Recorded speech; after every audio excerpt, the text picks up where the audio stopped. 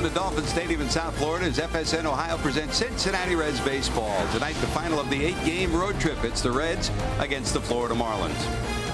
Hi, hello, and welcome to South Florida, everybody. Along with the crafty left-hander Chris Welch, I'm George Grant. Final game of the road trip. The Reds have won only 2 on this trip. So who do they turn to try to get it right? It's, again, Edinson Volquez. Well, again and again and again. Each of the last 3 times he's taken the mound, he's trying to break a Reds losing streak. And each time the Reds have won one of those ball games. So he's on the mound again tonight on his getaway night in Miami. And all 12 of his starts this year, he has allowed 2 earned runs or less. So he has been on fire. And it really doesn't matter who the competition is. That combination of fastball in the mid-90s and lethal changeup has been great for Volquez. Well, you add up the numbers, and every time he takes the mound, yep, he can be dominant for the Reds. He can be dominant against the league, too, Chris. Well, you look up any of the major stats you want to look up on a pitcher, and Edinson Volquez is atop the leaderboard in the National League. Earned run average, strikeouts, opponent batting average, on-base percentage, all the good ones. Edinson Volquez is right there. You know, he's a lucky guy, George. Every time he pitches, the other team doesn't score any runs.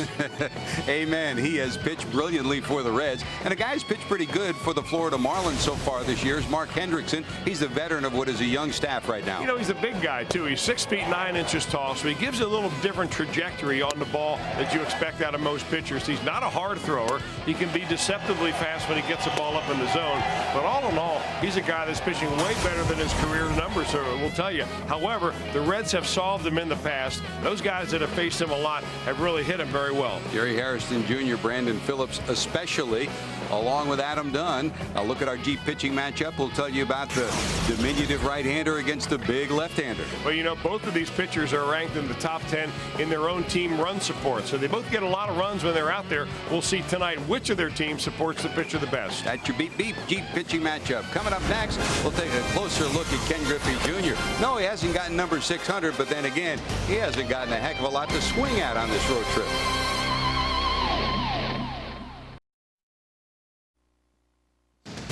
From sunny South Florida, Reds baseball on FSN being brought to you by Chrysler. You talk, we listen. It's a new day. Chrysler, engineered beautifully. By Pepsi. Every sip gets you closer to your choice of choice stuff at PepsiStuff.com. By Dodge. You talk, we listen. It's a new day. Dodge, grab life. By State Farm. At home or away, State Farm is there. Call, click, or visit and start saving today. And by Skyline Chili. Game time or anytime. Hey, it's always Skyline time. Welcome back to South Florida as we prepare for the final game of this 4-game set. The Reds against the Florida Marlins.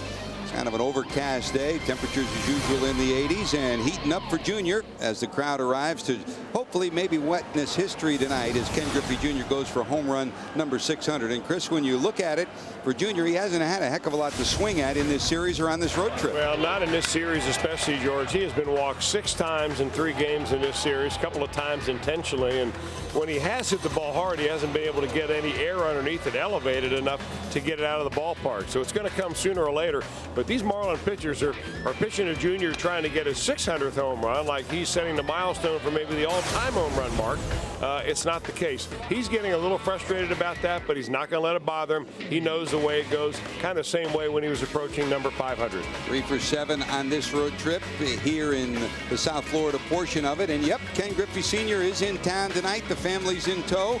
We'll see. Tonight could be the night. Coming up, Edinson Volquez gets the ball to try to give the Reds good mound presence as Junior goes for 600 next on FSN.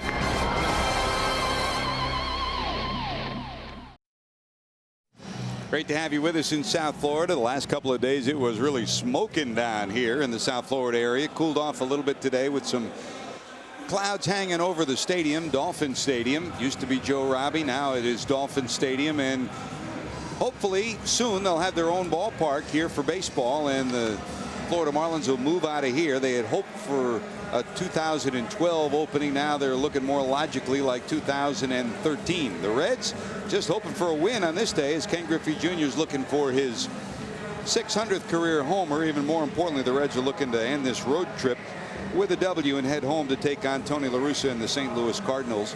Let's check your Rico starting lineup for the Reds and Dusty Baker coming in. For the Reds, as usual, at the top of the order, Jerry Harrison's really taken to the leadoff spot this season. .331, 14 runs batted in, 6 for 13 in the series. He's given the Reds quality at bats in the leadoff spot, something they haven't had a lot of in recent years. Jay Bruce, every bit as good as advertised. He's been outstanding, comes in at .429. Jr. looking for 600, sitting on .599. Brandon Phillips, one of the best in the league against lefties. He'll face a lefty today.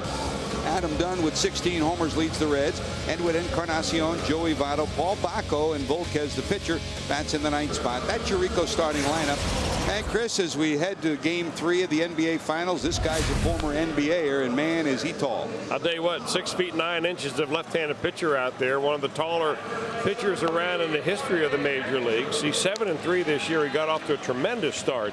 He was 4-0 in the month of April, but he has struggled really mightily ever since then. In fact, in his last 5 outings, he's 2-2, and his earned run average is over 8. So maybe the Reds will be able to play some higher numbers with him. He's a real tall southpaw, you know that. He's got average stuff. He looks almost like he's throwing a changeup on every pitch, but he can be sneaky fast, especially when he throws that ball up in the strike zone. But if you look at the career numbers of the Reds hitters versus Mark Hendrickson, you realize that he hasn't fooled a whole bunch of them. So he probably goes into this game with a little bit of a concern, because overall against the Reds, he's 0-2 with an earned run average of 8.4. It might be some good hitting for this Reds ball club tonight.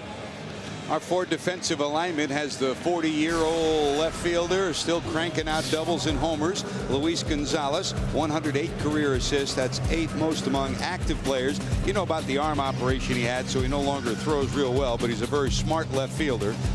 Cody Ross is in center. Ramirez over in right. Cantu, Ramirez, Ugla, Jacobs across the infield. Matt Trainer behind the plate with the big guy and the slow motion on the mound. Hendrickson. That's your Ford defensive alignment. And here comes Jerry Harrison Jr. Harrison in at .331, a homer and 14 knocked in. In his last 16 games, hitting over .350, and he just has given the Reds something they really needed. Patience at the plate. He'll go deep in the count, something the Reds have not had a lot of at the top of the lineup on a regular basis. Jeff Keppinger, by the way, played yesterday in Sarasota at extended spring training, getting closer to coming back. That's good news for the Reds. Keppinger has been outstanding for the Reds on the disabled list with the broken kneecap. Alex Gonzalez with the club. The other shortstop was on the DL. That's a little low. And Chris, when this guy goes low from where he delivers, it's about a 6-foot span. Yeah, well, you mean you're working that downward angle. You're right about that. Good thing he doesn't throw straight over the top, or you'd really see somebody who threw even more ground balls than he throws. Old 3-0 Leo right there. Looked like that was up and out of the strike zone. Bill Hahn didn't think so. He's the home plate umpire. Hunter Wendelstedt at first. Marvin Hudson at second. Tom Hallion at third. He does not have a bad delivery at all. In fact, he's improved quite a bit over the years. But he's a guy, George, as you watch him, and maybe because he's so long and his delivery is so big that it doesn't really look like he explodes towards the hitter. It looks like he just kind of guides the ball through. But when you've got the kind of leverage that those long arms will give you, it still gets up there pretty fast. Yeah, Chris, we talked a lot about it, the difference between small, compact deliveries and the big guys. And this guy, a basketball player, Washington State, played in the NBA for 4 different clubs. Very difficult, especially when you start late in your career, to get your mechanics under control. It does, George, because it only takes a little bit to be off, you know, at pitcher's mound, to be off a whole bunch at home plate. And that's what I'm talking about, control. Towards the hole, backhanded by the shortstop Hanley Ramirez, but the speed of Harrison will beat it out. Jerry Harrison Jr. beats out an infield hit. He's at first. Here's another look. I'll tell you what, here's a great example of a guy that has taken advantage of an opportunity that kind of fell into his lap. Jerry Harrison didn't think he was going to be playing shortstop or center field very much when he signed on with the Reds in spring training, but he has hustled. He has taken advantage of an opportunity, and he beats himself into a base hit right there simply by hustling down the line. Good job by Harrison. He has done that each and every time he comes to the plate. Good job by Harrison, and a nice job by the shortstop Ramirez to make that close. That shows you the kind of gun that he has. A lot of folks think before all is done that they'll move him off shortstop, maybe to center field, with the arm that can be a center field arm. Hanley Ramirez, the 2006 Rookie of the Year. He's got MVP caliber credentials already for this year, and if the Marlins stay in it, he could be in the MVP hunt if you get to September. Ramirez, the shortstop. Harrison's got 10 stolen bases, and Hendrickson's move rather methodical. You got a good chance here to get something going with the running game if you pick the right pitch. Here's Bruce at the plate. Jay slaps it foul to the left side. You can definitely steal off of Mark Hendrickson. In fact, the opposition off Hendrickson this year have stolen 6 bases in 7 attempts. And that's pretty much the same ratio that you'll see year in and year out. He doesn't have a very deceptive move to first base. He's long and lanky and very slow to the plate. That all adds up to running if you want to take the chance. Reds have been trying to push the running game of late, haven't had much success in doing that, and for those reasons, that's a called strike 3. Bruce, one of the few times he'll get caught looking. That's strikeout number 1. Out number 1, and here comes Ken Griffey Jr. For Jr., of course, the countdown to 600 continues. Brought to you by the Waltz Business Solutions, the official document solutions provider of the Cincinnati Reds. Jr. sitting at .599. It's not that he's hit poorly since hitting .599. He hasn't had many balls to hit and drive. He's 7 for 17 since he hit his 599th, and 9 walks. And very often he's looking at 3-0 counts or 3-1 counts. The Marlins will overshift, and we've talked about this during the whole series. They'll take the third baseman, Cantu, move him over to the second base side of the second base bag, and leave Ramirez, the shortstop, in his normal shortstop spot.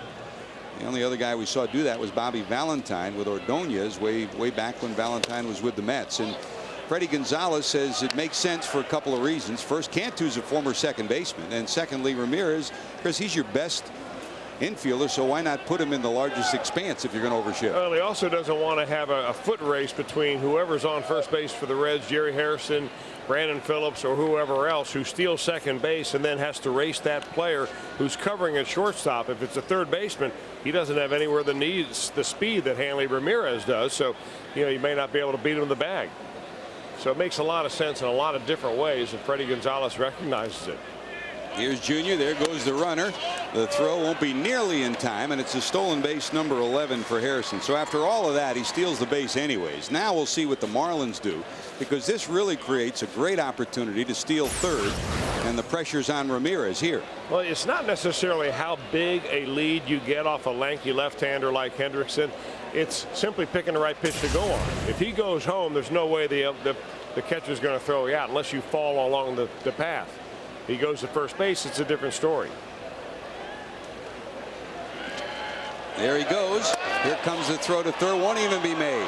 And that's almost a given. I mean, they're just giving away the stolen base, because where Ramirez was with the overshift, there was no way in the world Ramirez could get there, and Trainer smartly didn't unload it, or else the ball might have ended up in left field and it was a run. Well, not only was it hard for Ramirez to get to third, there was nobody there to hold Hairston to second. So you gave him a much bigger lead than you'd normally give any runner at second base. Well, you like this running game, huh? Well, you know what? I don't know why you play the kind of defense like that. With a man at second, I agree that with the defense like that on Griffey, you move the third baseman over there and so on. But now you've got to modify it somewhat with a man on second base. Now you're giving up an easy stolen base. Now you have a man on third, 90 feet away with less than 2 outs. A fly ball gets him in. 3-1 to Jr. That's going back. Yes, sirree. That's going to be gone.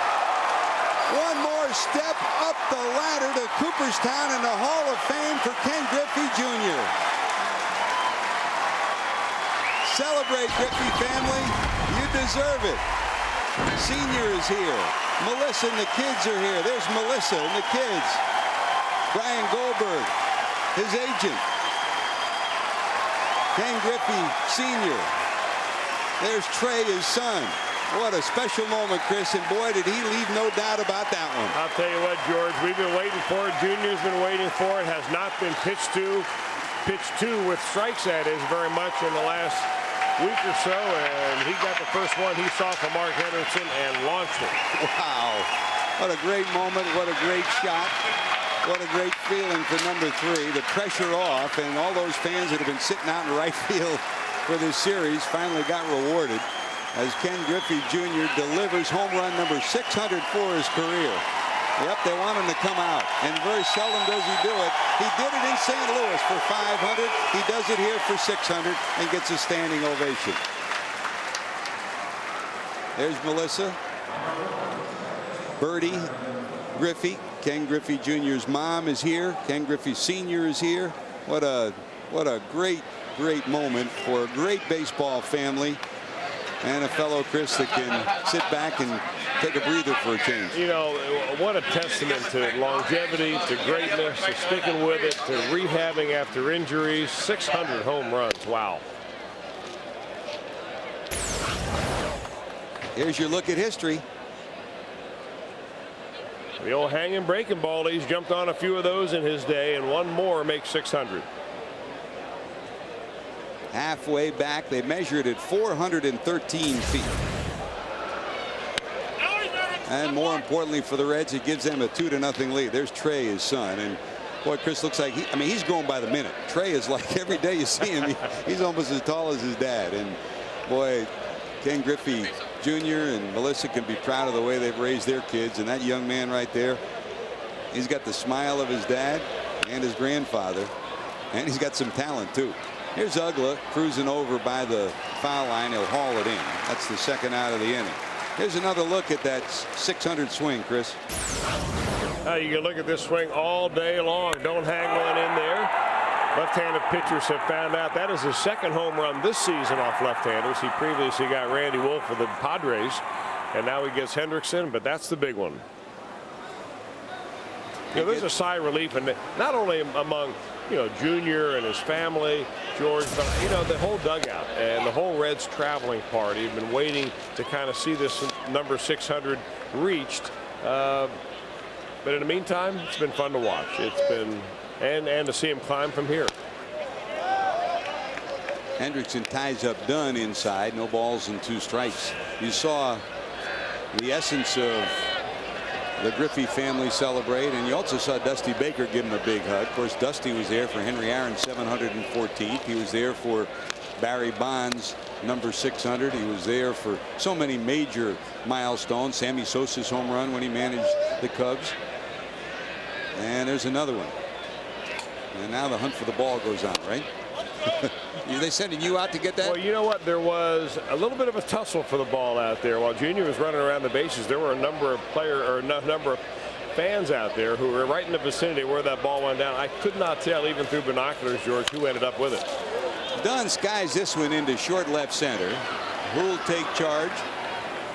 Ramirez does, and he's got it. We'll keep it right here to give you another peek as Ken Griffey Jr. will head out to right field. He'll get a fine round of applause by all the fans that are out there. They've been sitting out there for this whole series. No, they don't draw real well here in South Florida, but the fans that have been here have honored Junior in each at bat and also honored his career as he heads out to right field, and a swing that'll be remembered by the Griffey family and by baseball fans for a whole long time.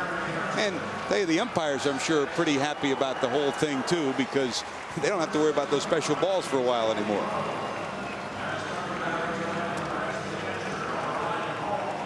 There they are, Chris, giving them an ovation out there. Glad it's over? You bet he is.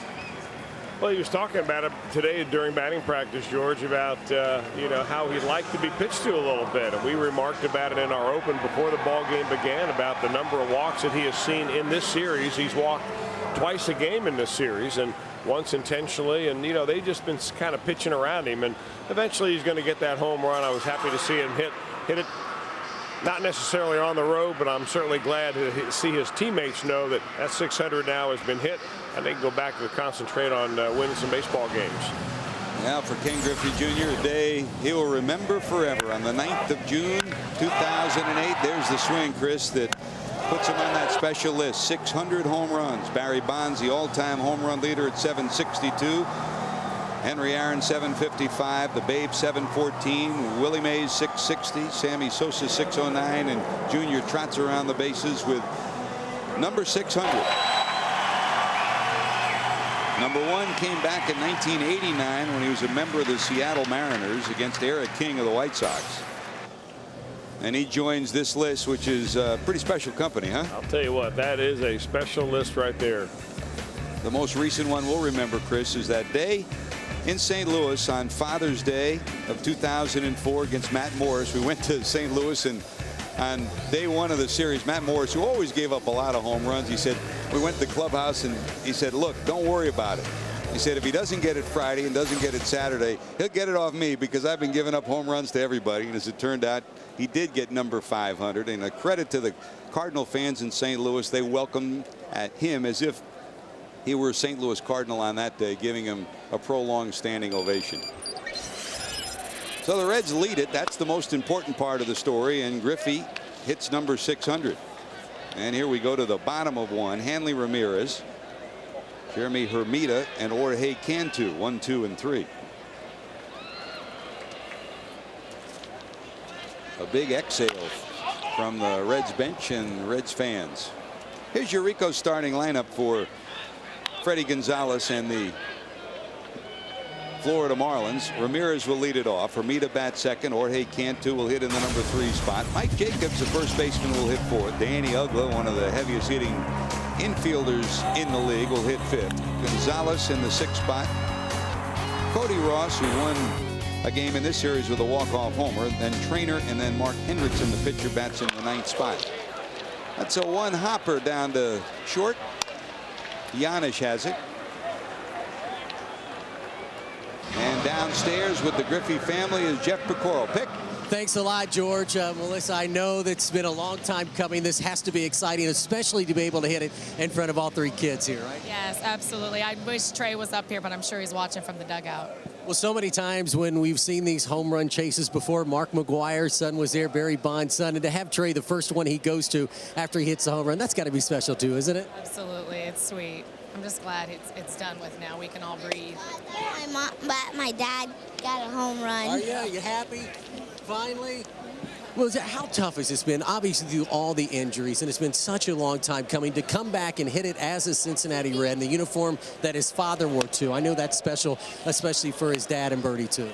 Well, I wish he would have actually done it in Cincinnati. I kind of was over being here in Florida, and I thought it'd been a much sweeter, place to do it would be in Cincinnati. But we're happy it's done with here. What does it mean to you when you think back and you look, only 5 other men in the history of this game have reached 600 home runs, and now your husband is one of just 6? That's amazing, isn't it? It absolutely is. I mean, I kind of forget who he is because he's my husband and father of our children, but I look at those stats. We were looking at some stats this morning too, and it's amazing that the things that he has accomplished. Has he been any different as he's gotten close to this record, or is this going to be a huge relief for him?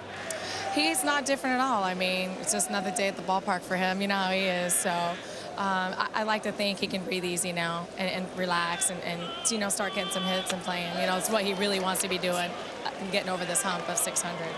Now you can all breathe easy and relax, right? Yes, we can. Well, we can, yes. Congratulations, and I know that you guys are so excited for it. Thank you for being on with us. All right. George, Chris, back up to you. Thanks, Vic. Please send our congratulations to Melissa and the kids. And I mean, Chris, you know it. You're a professional athlete. You live the professional athlete life, and for Debbie and your kids, they take every step along that road with you. The good days, the bad days, the ups, the downs, and this is a family celebration, not just a number. Especially when you consider the generations of Griffeys that have now played, and probably the generations that will play after King Griffey Jr. plays. Trey, the kind of athlete that wouldn't be surprised to see it make him a 3rd-generation major leaguer. But they've had so many years.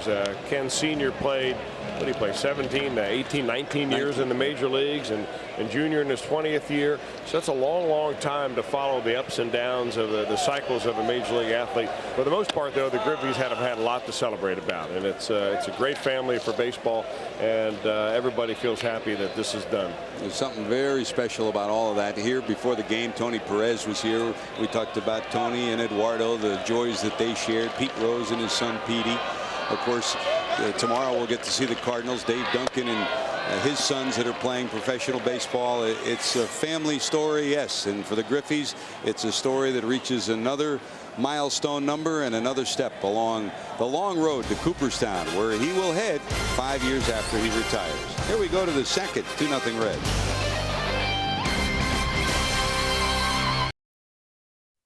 Time for Elk and Elk storylines. Well, one storyline's already been told, of course. That's Ken Griffey Jr. This is a big storyline for the Reds all season. continued success, continued big power pitching from Edinson Volquez. And for Dusty Baker, he wants to end this day with a smile on his face. It starts with a smile in Griffey's homer as the Reds hope to win and head home. Your storylines brought to you by Elk & Elk, serious lawyers for serious injuries. Here's Edwin Encarnacion.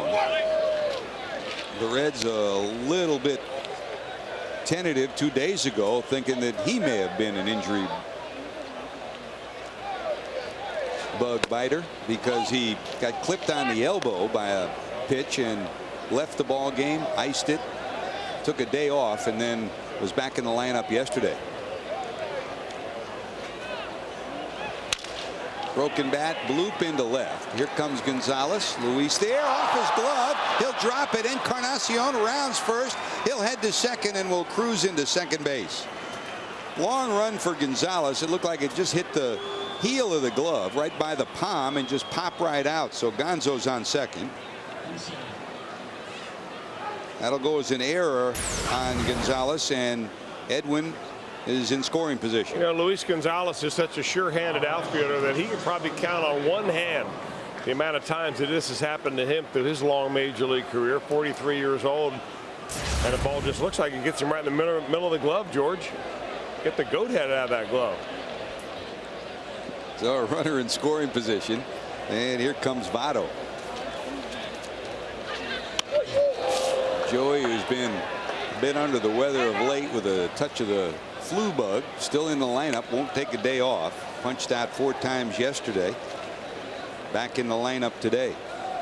Overall 276, 10 homers, 37 knocked in. He remains one of the leaders in all the power stats among rookies in the National League. And the more you see of number 19, the more you realize what a student of the game he is. He'll watch video, he'll talk the art of hitting, and he'll dial it up a notch mentally, not just physical. 2 balls, no strikes. Sliced to left, but foul.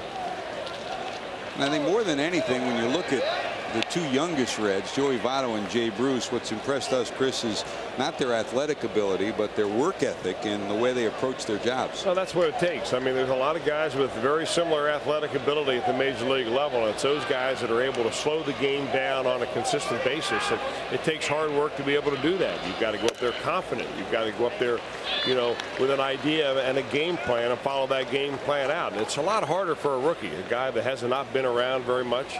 Guys like Jay Bruce and Joey Votto are kind of learning on the job.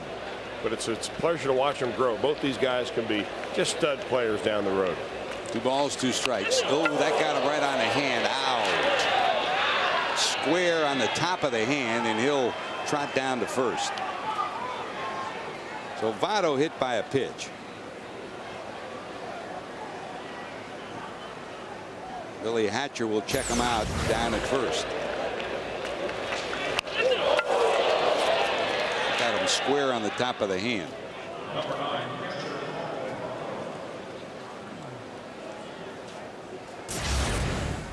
Still flexing it, but no more than that so far. So first and second for the Reds, and here comes Paul Bacco.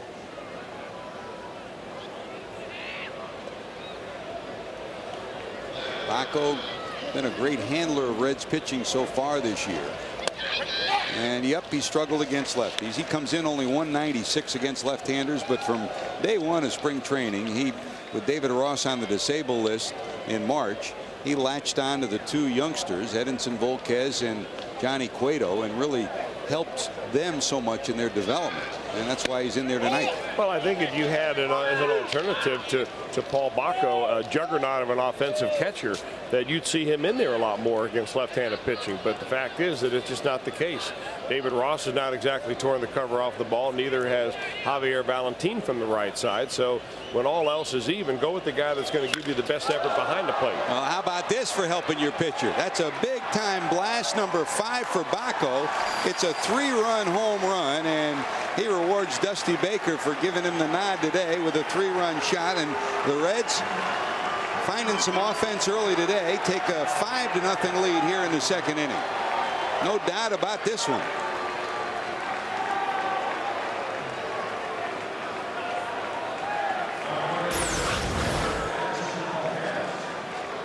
I'm not sure if that was a changeup or just a high fastball, but either way, Bacco puts a sweet part of the bat on it. Boy, he was hitting with a lot of power early in the year. In the month of April, he got off to a tremendous offensive start, popped a few balls out of the ballpark, and you'd like to see that swing more often, but that gives the Reds a 5-run cushion.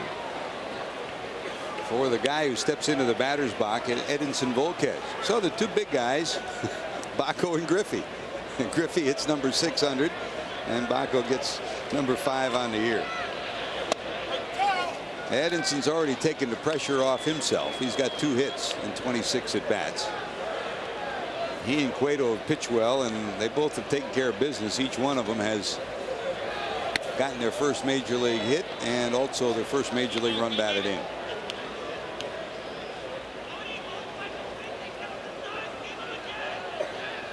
It's 1-2. That takes care of Volquez. Out number 1, and here comes the top of the order. Our Honda standings update for today. Cardinals come to town tomorrow. Amazing with all the injuries, speaking of pitching, that the Cardinals staff has had. Tony La Russa and Dave Duncan still have them 11 games over 500, 2.5 back of the Cubs, who have just been red hot. The Reds, 2 great opportunities this week to move to within 8, but they're now 10 out after losing the last 2 ball games. Over in the Eastern Division, the battle continues. The Marlins will stay home when the Reds leave town, and the Philadelphia Phils will move into town.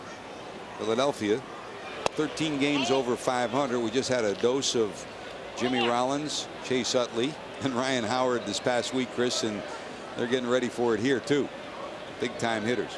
Here's Paul Janisch, who came in for the shortstop Jerry Hairston Jr. his first at bat. We don't know why, and we're trying to find out why Hairston left the game. We do know that Hairston reached on the infield hit and then stole second and stole third. We don't know if he tweaked something, pulled something, but he's out of the lineup, and Janisch is in at short. Fly ball into the left field corner. Long run for Hermida. It'll be into the bullpen and out of play. So you keep your fingers crossed that the Reds, Chris, don't lose another shortstop. I mean, they've already lost Gonzalez. That occurred before the season ever began. Keppinger took over in brilliant fashion. Hairston has really been a lifesaver, and now we're looking at Paul Janisch at short. Here's a pop up to third. Cantu there. Well, it was nice to see before the ball game, George, Alex Gonzalez, who's with this Reds ball club on this road trip. He's on the disabled list still, and I think he's on the 60-day disabled list still, but he was taking some ground balls and moving around rather freely at shortstop, throwing the ball well across the diamond, so you can't imagine it's going to be all that much longer until the Reds get their projected #1 shortstop back. You have Keppinger a little closer than Gonzalez is. He's playing down in Sarasota. That could be within a matter of days. Gonzalez is still probably a little longer than that. Here's Bruce, who struck out looking first time up.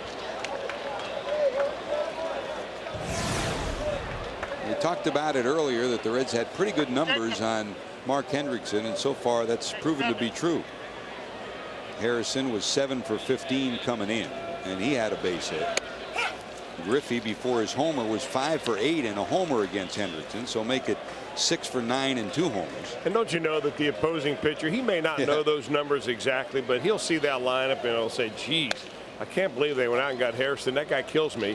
And they go out and get another guy and he kills me. And you go up and down the line and you find out that the Reds starting lineup tonight is hitting something like 440 to 450 off of them. And you know, that's a tough thing to overcome as a starting pitcher. Sometimes you go out there and you try too hard. Sometimes you go out there and you try something different, or you pitch a little bit too carefully, like he may have tried to do to Ken Griffey Jr., and you just roll up that curveball instead of snapping it off, and you find it goes over 400 feet. What is it with these Marlins? We saw the big kid Andrew Miller the other day. They got some pretty big starters. They do. Well, you know, Mark Hendrickson 6 feet 9 inches. Josh Johnson 6'7". He's on the disabled list. Andrew Miller is what, 6'6" or 6'5". He was a big, tall left-hander. They've got a bunch of them, and good arms too. Very impressed with. So you don't want to play him and pick up basketball. Ryan Tucker yesterday threw the ball very well. He's only 6'1". He must be the point guard. He's the point guard. And Ryan Tucker, the young man who came up from Double-A all the way to the major leagues, really acquitted himself well. 5 innings, 2 hits, 1 run, struck out 6. In fact, talking to Edinson Volquez, they both have the same agent, and Volquez and he kind of went to changeup school together. Volquez taught him his changeup hold, and now Tucker uses the same changeup hold. Doesn't throw it quite as well as Volquez does at this stage, but the youngster looks like he's got an aptitude for it. Well, there's Bruce. He bangs one into right for a base hit. A 2-out hit for Jay. He's 1 for 2, and here comes Jr. up for his second at bat in 2 innings, and he'll get another rounding applause as he comes up.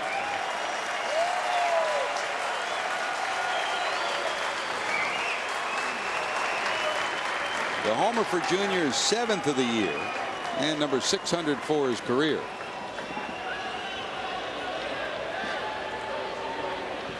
Your Waltz Business Solutions leaderboard now has Jr. sitting on 600. Waltz Business Solutions, the official document solutions provider of the Reds. So what's next, Chris? 700? I would say 601. I'm no math major. That's South Florida education? Oh, yeah. Actually, I remembered that from St. X. Okay. We'll give credit where credit is due. Swing and a miss. Here's another look at, if you joined us late, number 600 from Jr. Got a hanging breaking ball. Hiya. That looks sweeter each time, doesn't it? And then the tussle began in right field. We'll let you know what we hear from Rob Butcher, the Reds PR director, and Jamie Ramsey, who are here trying to see what they can come up with in right field if they get that baseball. And by the way, during this whole thing, congratulations to the Reds organization, to Rob Butcher, Jamie Ramsey, and Larry Herms. Here goes Bruce, and he's going to be safe as the ball's kicked out of Ramirez's hands. There's nobody on third, and he'll go to third. Well, the running game has produced bases for the Reds on this night. Part of it has been their ability to run. Part of it has been the inability of the Marlins to play defense. They've got the worst defense in the league, and they're showing you some reasons why tonight. Now they've got him picked off perfectly. Mike Jacobs looks like he delivers a good throw to Hanley Ramirez, and the ball is just not caught at the other end. He gets there about the same time that Jay Bruce does. So Bruce now looks up. There's nobody at third, and they run all the way over there. That's the other bad part about that defensive alignment they've got.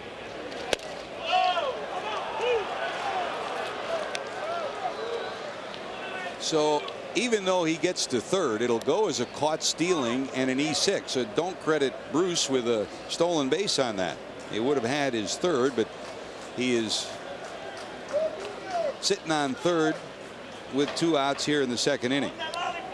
It'll go as an error on the shortstop, Ramirez.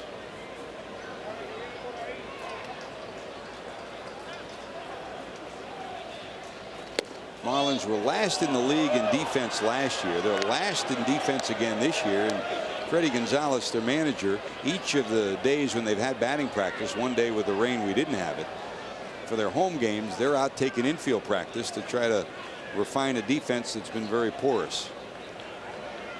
3-2 to Jr. That slapped the other way.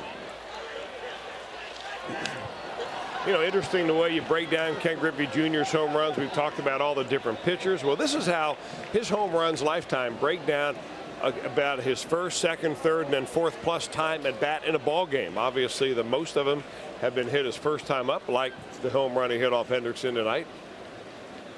A little bit of a drop off the second and third. But there's no reason why he can't go deep twice tonight. 7 on the year for Jr. now.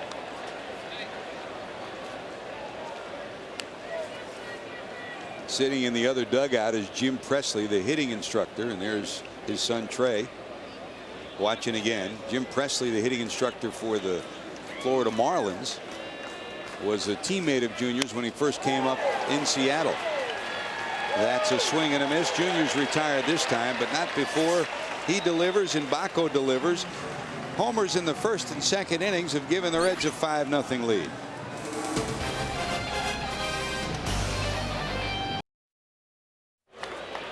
Back to work in South Florida. George Grant, Chris Welch, great to have you with us. Jeff Pecoro roaming about the ballpark to keep you up to date on this monumental night in Reds and Griffey family history as Ken Griffey Jr. has hit his 600th. Mike Jacobs will lead it off as we go to the bottom of 2. Dan Uggla and Luis Gonzalez due to follow. Jr. facing a lot of wide pitches and a lot of walks the last week and a half or 2. Finally delivers on home run number 600. Here's Jacobs, who has 13 homers of his own. Jacobs, Uggla, Gonzalez as we go to the 2nd.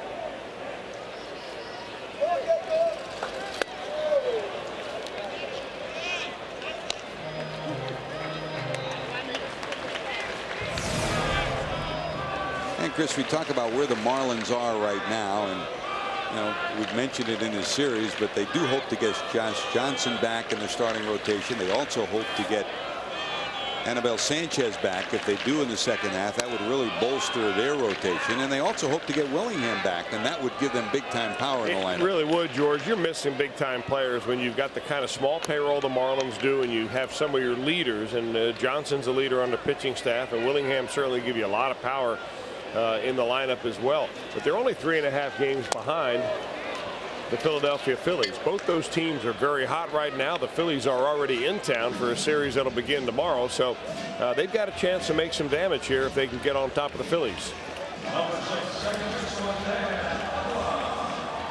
So Jacobs becomes the 3rd consecutive strikeout victim for Edinson Volquez, and while everyone's pointed towards the exploits of Ken Griffey Jr. of late, heading to 600, the guy on the mound for the Reds has really been the biggest story for Cincinnati all season. And when you look ahead to the future, it's going to be the likes of Volquez, Cueto, Harang, and the rest of this rotation that'll tell the story whether this Reds team is going to hang in the race. Yeah, and sometimes to predict the future, you look at the past, and if you take a look at what Aaron Harang has done last year and the year before, and certainly in many games this year, you figure that his 2-9 record is kind of almost a mirage out there.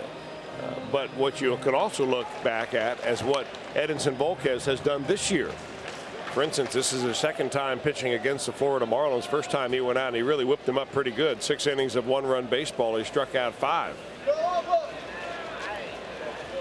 1 ball, 1 strike, down to 3rd. Encarnacion has it.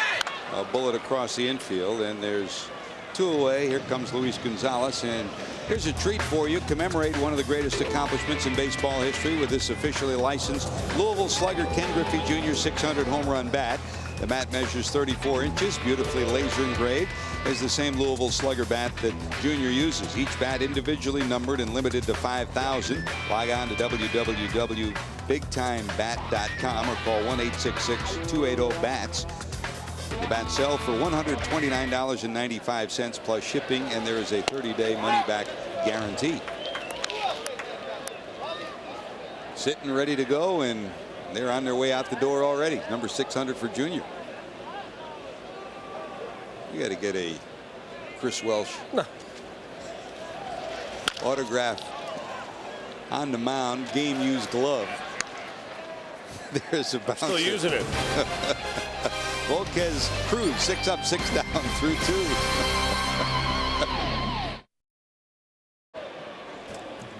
Smiling side of the scoreboard for the Reds tonight. They lead at 5 runs, 4 hits. They'll face Mark Hendrickson here in the 3rd. Brandon Phillips popped up first time up. Dunn and Encarnacion due to follow.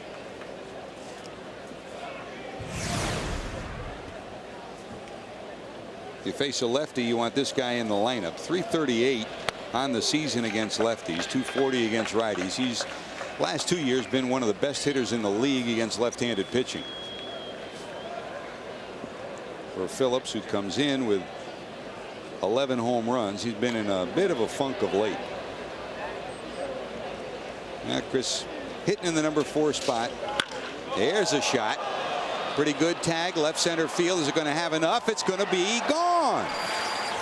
Well, the Reds brought their hitting shoes on this day. A leadoff homer for Brandon Phillips, his 12th of the season. The Reds play add-on and lead it 6-0.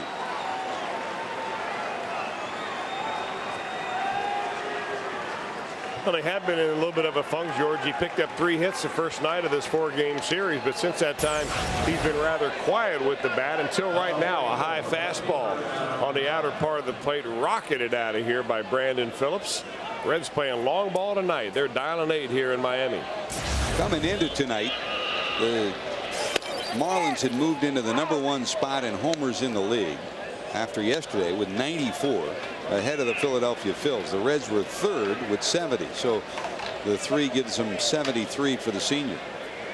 You know, and you look at Brandon Phillips, and here comes Dunn, who leads the Reds with 16, popped up first time up. Now, people say, you know, you build a lineup. You know, Griffey's hit 3rd, he's hit 4th, he's hit 5th in his career. You put somebody in the 4th spot, sometimes it puts you in a position where you try to do more than you really should try to do.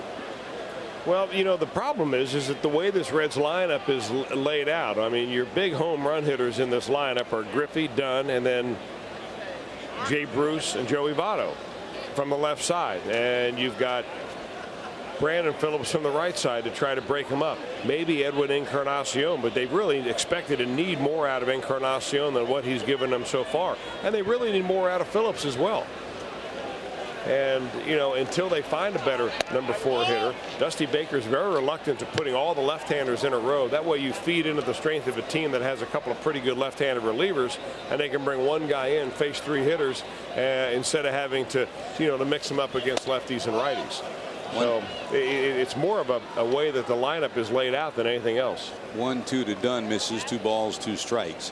I mean, different managers treat it differently, and of course it depends on which kind of left-handers you're going to face. Are they quality left-handers or not? And you know, Bob Boone was one that would put 3 left-handers back to back to back and not flinch. I think the general consensus is you try to split your lefties up for 2 reasons. First, you present a quandary for the starting pitcher, but then later on you can't use just one lefty to blow through all 3 or 4 of your left-handed hitters. And I think some of that's a little overanalyzed. You know, sometimes you give, if you can knock your starter out early enough, it really doesn't matter whether they have a left-hander specialist in the bullpen or not.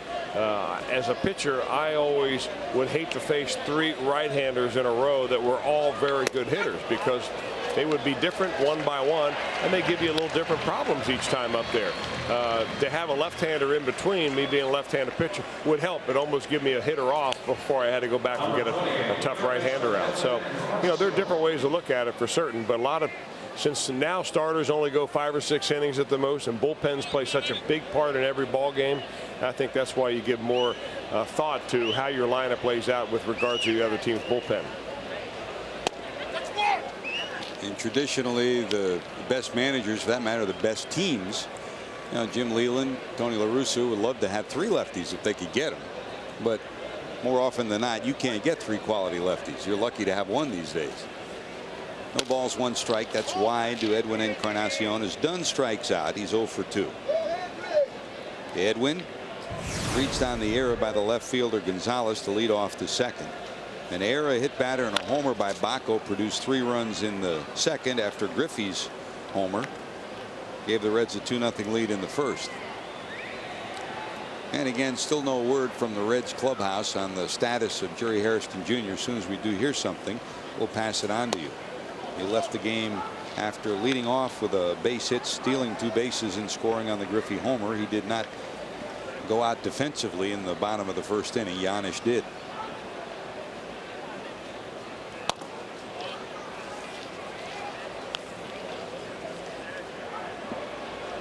Scoreboard watching this afternoon. Pittsburgh beat Arizona 5-3. Randy Johnson trying again, does not win today. In the 4th inning, San Francisco leads Washington 1-0. That's ball 4. Encarnacion marches down to first. Hey, don't forget, help the Reds honor the old left-hander Joe Nuxhall on Joe Nuxhall Night, presented by Great American Insurance Group. That's tomorrow at 7:10. The Reds will honor the longtime broadcaster, Reds Hall of Famer, with a special pregame ceremony, free replica bronze statue to the first 30,000 fans. It'll be a fun night. Hope you join us. It's a whole afternoon and evening. Of course, tomorrow is the 64th anniversary of his major league debut, and that came against the Cardinals at Crosley Field back on the 10th of June of 1944. That statue you just saw is what you get a replica of, the statue in Crosley Terrace in front of the ballpark. Lotto takes it down low, ball 2.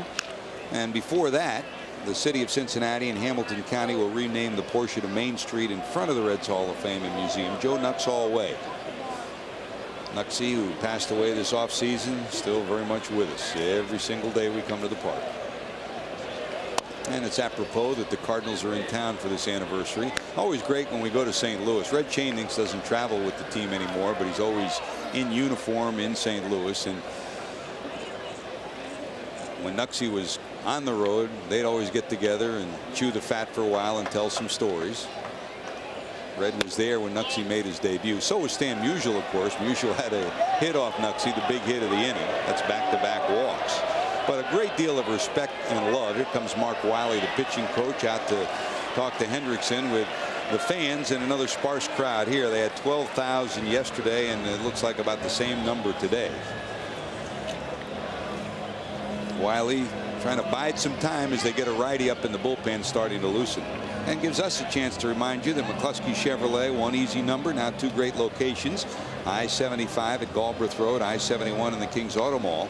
Call the #1 number, 761-1111. Burke Badenhop, who was scheduled to be the starter yesterday but bumped to the bullpen. He pitched the night before last. He's starting to loosen again. Right now, Freddie Gonzalez is pretty much out of pitching. If you look up and down the innings pitched by starters in the National League, you notice that the Marlins are at the bottom of the list and way at the bottom of the list. So Freddie Gonzalez has had to balance, his bullpen and starters that can't go into ball games, and he's trying to give Mark Hendrickson every bit as much leeway as he possibly can to go a little deeper in this game. It doesn't seem like he wants to stay in there. He's missing upstairs in the zone. Doesn't really seem like he's following through on his pitches. They're just kind of babying it up there, and that's not going to get a lot of guys out.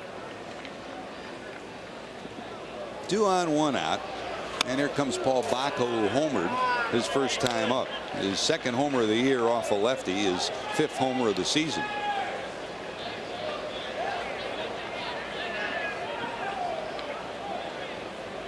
Both the Reds and the Marlins are going through a 20-day stretch. 20 straight games in 20 days without a day off, so that takes its toll on your bullpen, and especially when you get a starter to go out in the 3rd or 4th. That blows you out for a couple of days. And this is another week without any days off. The Reds will leave here, head home to take on the Cardinals. Tomorrow back home. And the Red Sox come in for the weekend. Doesn't get any easier.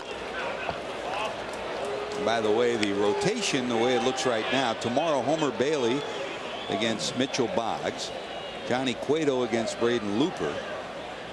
And on Thursday against the Cardinals, Bronson Arroyo is scheduled to go.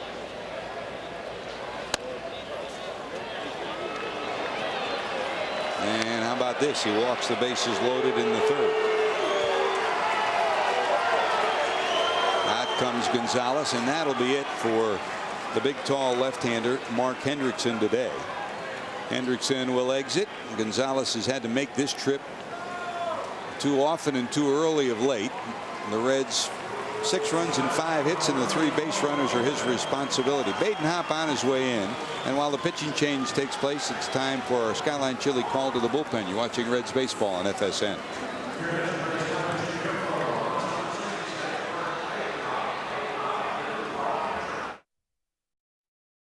Now this is what Freddie Gonzalez and Mark Wiley and Carlos Tosca, the bench coach, have been looking at all year, Chris.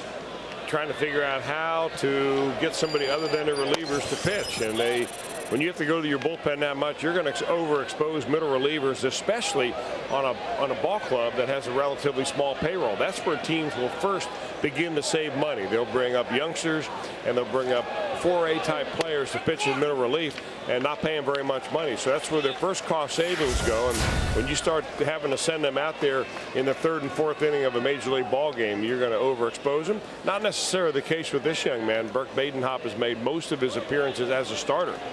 He's got pretty decent stuff, but he's going to get his chance now to be a long man today. Badenhop was another one of those truckload of players that came over from the Detroit Tigers. By the way, Detroit tonight at home against the Cleveland Indians. Dontrelle Willis was scheduled to be the starting pitcher in that ball game. That's down and away. How'd Dontrelle do, Chris? Well, he did not do too well. It's a matchup of left-handers. He faced Cliff Lee tonight and 1 1/3 innings for Dontrelle Willis, the former Marlin. 3 hits, 5 walks, 8 runs. He's out of the ball game. Ouch. 8-0 Cleveland leading the Tigers in the second. Volquez swings and misses. That's out number 2. Badenhop came from the Tigers with Cameron Maybin, Andrew Miller, who we saw early, Mike Rebello, the backup catcher. For Cabrera, Dontrelle Willis, and the big deal in the offseason. Well, he's an Ohio guy. Badenhop is. He's from Perrysburg, Ohio, and if that's not familiar to you, that's the hometown of Jim Leland, the manager of the team, the Detroit Tigers, that we were just talking about. Went to Bowling Green University. Badenhop did.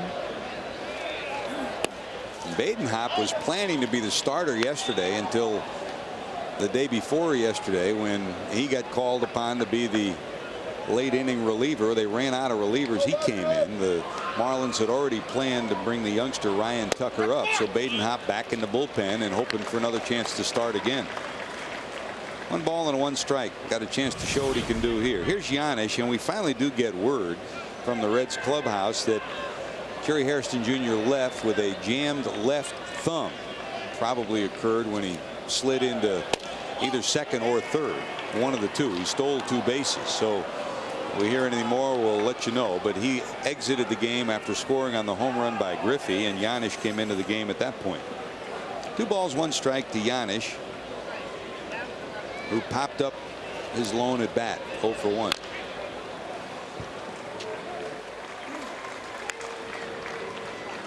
Reds have brought some good young players up this year. You know about Cueto and Volquez. Jay Bruce been outstanding. Bruce in the on-deck circle, and Giannis so impressive the last 2 years in spring training. Really, Dusty Baker watched him at shortstop and felt very comfortable bringing him up if needed. Well, he's been needed this year.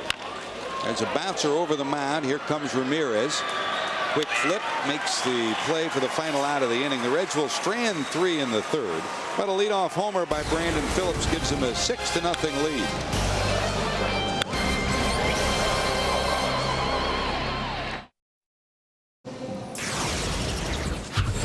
Our 4 defensive alignment: Adam Dunn over in left field, Bruce in center, Griffey in right. Around the infield, Paul Giannis takes over for Hairston at short.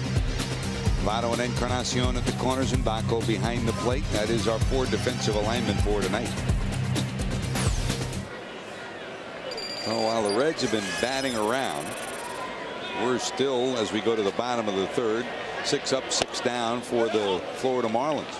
Here's Cody Ross. Trainer will follow, and then the pitcher spot. Cody, 230, 11 homers and 25 knocked in.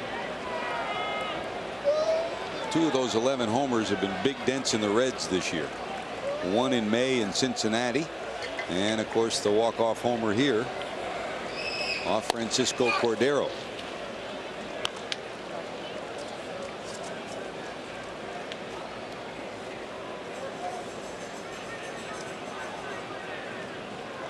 Pretty good numbers, huh?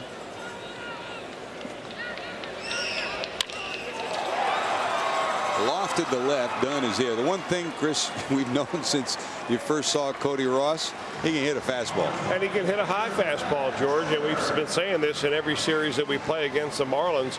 If you keep the ball down against the Marlins, down around the knees, you've got a chance. If you start throwing these guys waist high or above, they're short, they're squatty, and very strong. They're going to turn on that high cheese. And Cody Ross, no better example than him. 2 homers off Cordero this year, and Coco hopefully gets another chance at him today.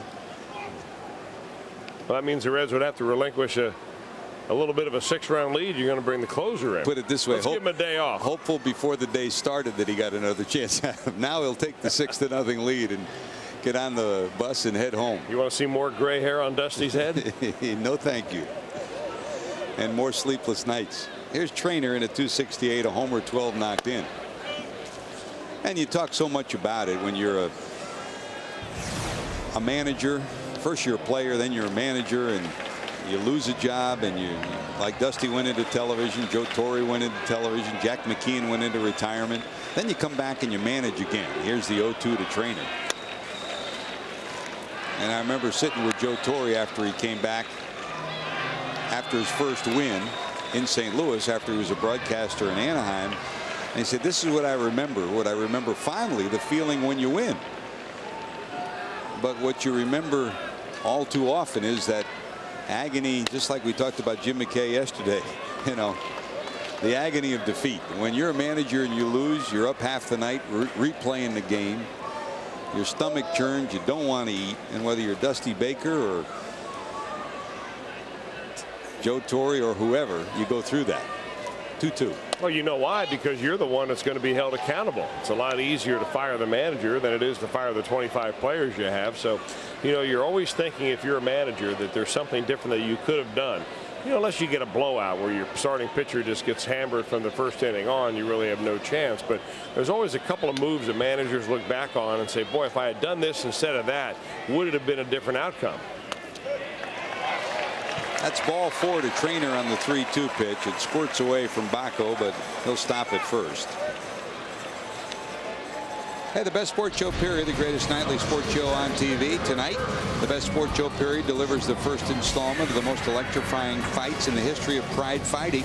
The Best Sports Show Period tonight at 11 on FSN Ohio, presented by 1-800-SAFE-AUTO. There's Badenhop, the pitcher, will come to the plate. He's had 11 at bats and 1 hit on the season. Down by 6, he's showing bunt, pops it up. Bacco there, got it. The runner will hold at first.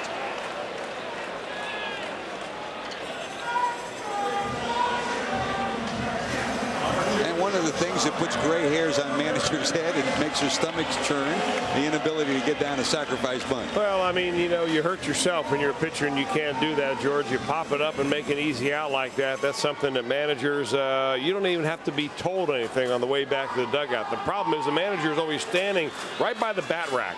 So you come back, you pop up or you strike out, and there he is standing right there, and he's going to give you the look. You don't even have to say anything. The look is all it takes. The look is worse. It's like you give Dan or Mac, right? I try. You try. They never walk by the bat rack. The fatherly look. Down to third, Encarnacion will get the final out of the inning. 1, 2, 3. Here comes Junior. He homered last time to give him 600. Reds baseball on FSN is brought to you by Toyota. For the latest offers or a dealer near you, visit buyatoyota.com. By Rico. Move your ideas forward with Rico dependability. By JTM. Bringing all of Reds country together again. Around the grill with family and friends. JTM. And by Jeep. You talk, we listen. It's a new day. Have fun out there. Jeep.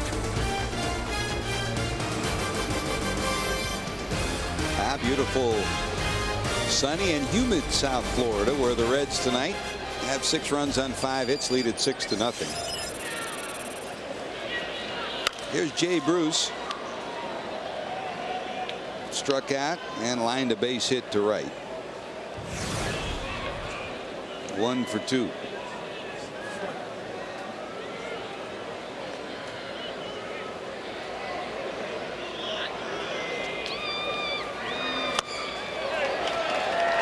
The process going on with Jay Bruce. I mean, his numbers in the minor leagues outstanding, came to the major leagues, had an unbelievable start, and he continues just to make adjustments. I mean, it's from at bat to at bat, from day to day.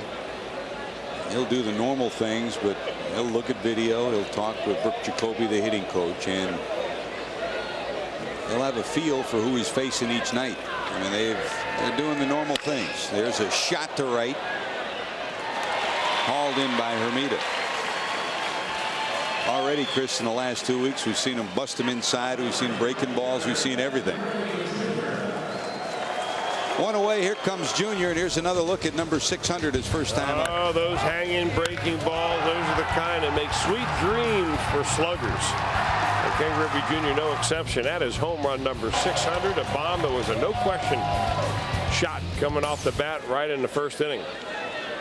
Junior, 7 on the year, 600 on the career, and as that ball settled down in right field, a horde of Reds went out to try to procure it. We'll let you know what the end result will be. Traveling secretary Gary Wayhoff, Rob Butcher, Rick Stowe, they were all on the case.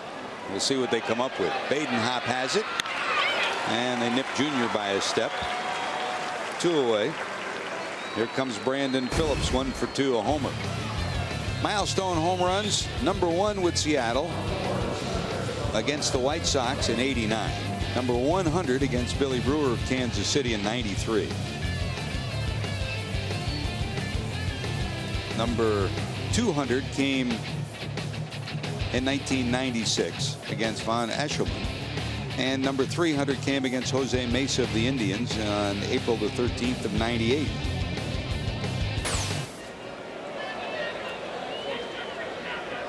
Since he came to Cincinnati, he got number 400 and 500. April of 2000 at Colorado on the 10th of April, and then Father's Day of '04. This one ripped into center field, a base hit by Phillips. He's 2 for 3. I'll tell you what, after making an easy out the first time up, boy, he has come back and swinging the bat, seeing the ball very well. Brandon Phillips hit a home run deep to left center field his last time up, and that nearly undressed Burke Badenhop. I don't know why hitters like doing that, but they seem to smile a lot after they hit the ball through the middle, huh? And when he's going right, that's what he does. Yeah. When he's hitting the ball back through the middle of the infield into the right side, you know he's dialed in. Here's Dunn, a pop-up and a strikeout. Looking.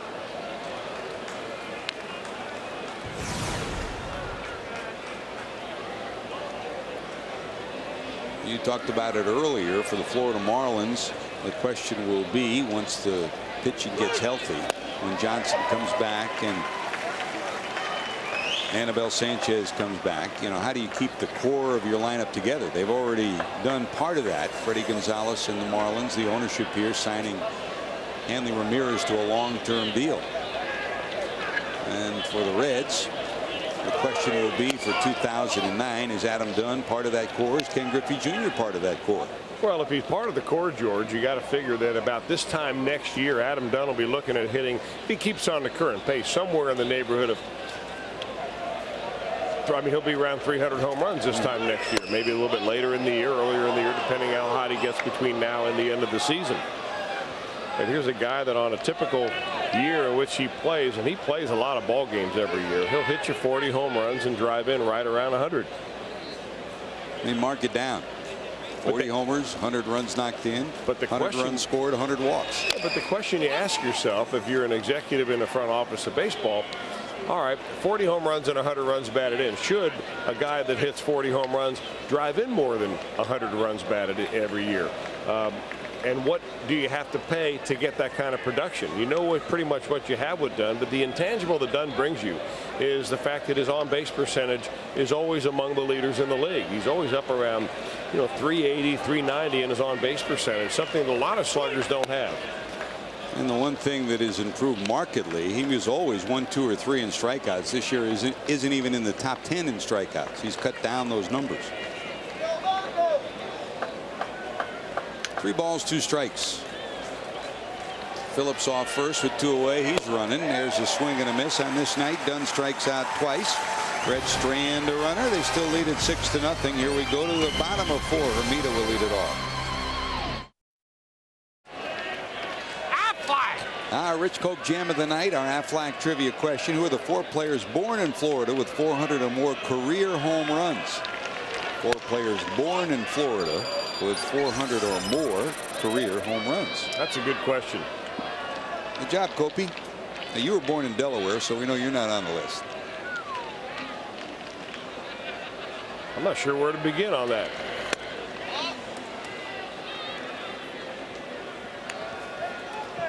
A head scratcher. Here's Jeremy Hermida, 0 for 1, struck out first time up. For Volquez, he's breezed through the Marlins through 3 innings. He walked Trainer. That's the only base runner the Marlins have had. Hermida, Cantu, and Jacobs.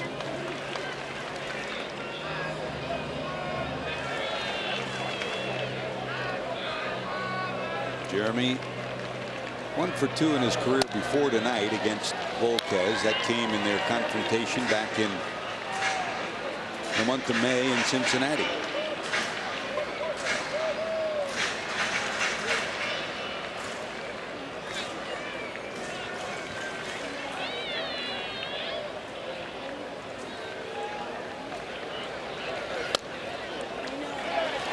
Second walk coming into today. He had 38 walks and 91 strikeouts.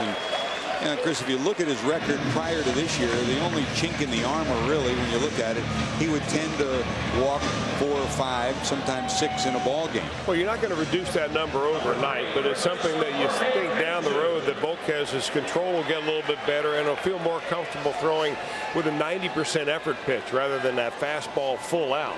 I think sometimes he just flies open a little bit, trying, as most young pitchers do, to overthrow.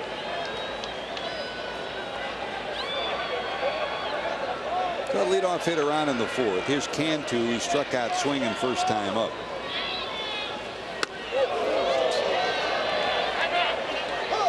Yeah, but when you're a little bit wild, sometimes that can really help you. I mean, especially when you've got good stuff like Edinson Volquez. You never really give the hitter much of a feeling of being comfortable in the batter's box, because if he's wild up and in on one pitch and then he threads the needle down on the outside corner on the next pitch, you're saying, well, did he do that by design, or is he just not really sure where that baby's going? And if you've got a little bit of doubt in your mind as a hitter, you're just not able to get out there and get that good pitch when you finally get one.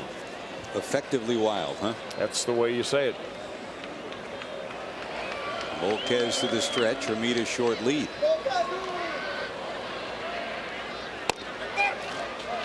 That's in there for a strike. When we went to Philadelphia the first day, Philadelphia manager Charlie Manuel, who's one of the top hitting coaches in the game. Very simple philosophy of hitting. He came walking out of the dugout with his little strut, with a big smile on his face, and he said, boy, I like that kid Volquez. And he says, he's just wild enough, isn't he?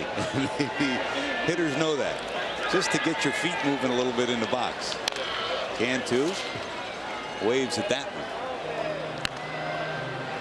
And what he's got, George, is the ability to pitch both ways. And what I mean by that, as a pitcher, you can pitch in and out and up and down. That's one way to pitch. The other way to pitch is you add a little bit and you subtract a little bit off your pitches. And he's able to do that because his changeup is so good that even a good hitter who's locked in with great plate coverage is going to have a hard time negotiating that changeup.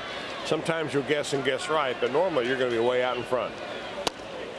Just missing on the outside corner. 2 balls and 2 strikes. So you start looking for the changeup, and then he dials it up to 96 and barely misses off the knees. Archilli's speed pitch this at bat, cruising at 92, 93, and then zipping it up at 96. That's a call, strike 3, says Bill Hahn. Cantu will have a word or 2 for him. So Cantu strikes out for the 2nd time.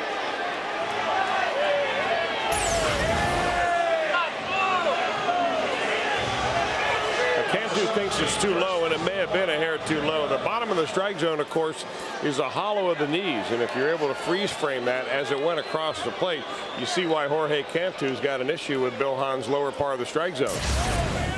So a walk and a strikeout. That's good news for the Reds as they get Cantu out of the batter's box. He's killed Cincinnati. He had a 2 home run game earlier this series and has hit over 400 in his career against the Reds. Here comes Jacobs, who struck out first time.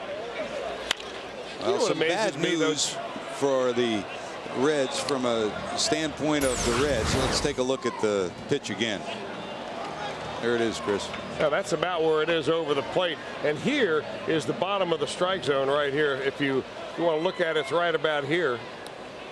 Well, my telestrator happens not to be working right now, but I'm drawing right at the bottom of the strike zone, and it looks like it might be a hair low. But hey, you know what?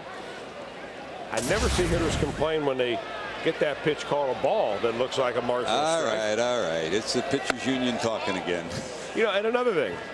Why is it okay for a hitter to drop his bat and his helmet in front of the umpire and look at the umpire or even say something to him on the way back to the dugout to show him up? But if a pitcher takes 1 or 2 steps towards home plate, look out. he's liable to get thrown right out of the ball game. I detect a latent frustration in your voice. I think that they give hitters a little bit too much leeway when it comes to showing umpires up and talking to them. I mean, if you get punched out, yes, or good or bad, go ahead and head on back to the dugout. Same way with pitchers. Who called you from the pitchers union to get on them tonight? All of them. By the way, bad news for the Reds. The word now from the dugout and from the clubhouse is that Jerry Harrison Jr.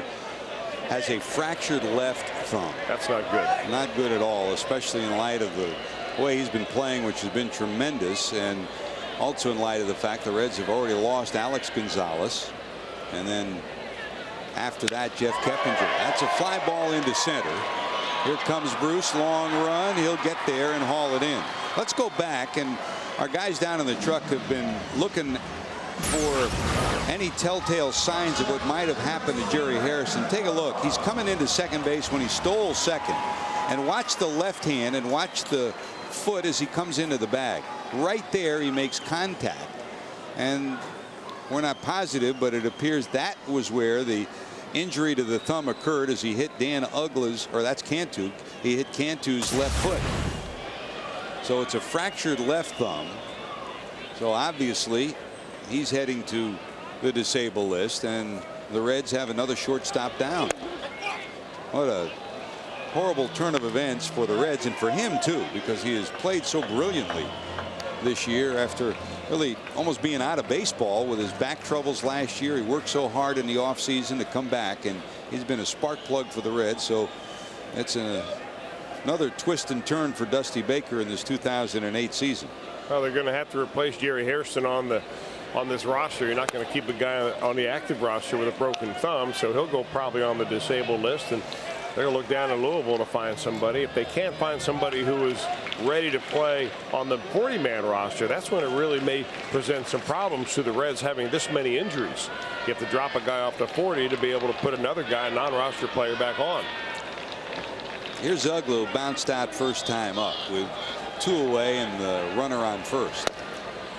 I mean, the good news is, as we talked about, Jeff Keppinger's getting closer to coming back. Alex Gonzalez still a ways away. And right now, the guy who's out there will be playing shortstop, Paul Janisch. And defensively with the glove, he's as slick as there is. 2 balls, 1 strike.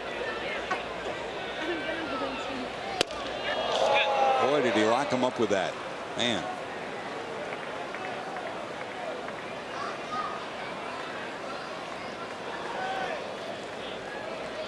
Hope you've had a chance to watch the work that Chris has done on his Tech Talk for CBTS, and you saw the way that Edinson Volquez holds his changeup and his philosophy of throwing that changeup.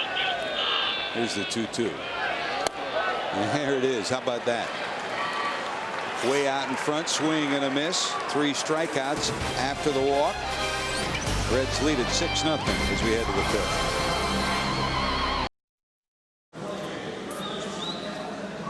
Back in South Florida, time for our Aflac trivia answer for tonight, on a night where home runs have been part of the story. Who are the 4 players born in Florida with 400 or more career home runs? And that list includes some big-time home run hitters. Freddie McGriff, who came just shy of 500. Gary Sheffield at 483. The Hawk Andre Dawson, who works here with the Florida Marlins, and Chipper, who now is over 400 home runs this past week.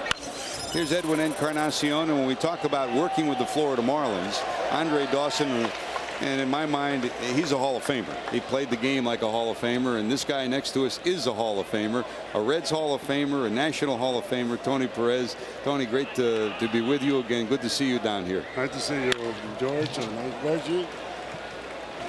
There's a solid hit into left, a base hit for Encarnacion. The Reds have the leadoff hitter on. And for you, I remember the days when you watched Ken Griffey Jr. running around on the field with Eduardo, all the kids running around, and here it is 600 home runs later. 600 home runs, that means I'm old. No, never. Age is in the mind, and you will never be old. No, but really, it's something. I thought Junior today being batting practice. I told him, I said, well, you waiting for me because I wasn't here for 3 days. I was with Pete down in Mississippi. And what are you waiting for me to be here to hit the home run? The first inning, he hit a home run. I'm going to see him after the game and say, hey, wait a minute. You're supposed to get out of here before you hit it. Well, you and Ken Griffey Sr. were both in Mississippi. Had a roast for Pete Rose, and a whole bunch of other guys were there, too. I know you had some fun, but what a special night, and what a special swing it was tonight, too. Oh, it's very special. Even Pituca was coming to the game to see Griffey hit the home run. He said she saw him when he was a little kid. I mean, that's something you want to see, and I think you should see it. And that was a great time, wasn't it?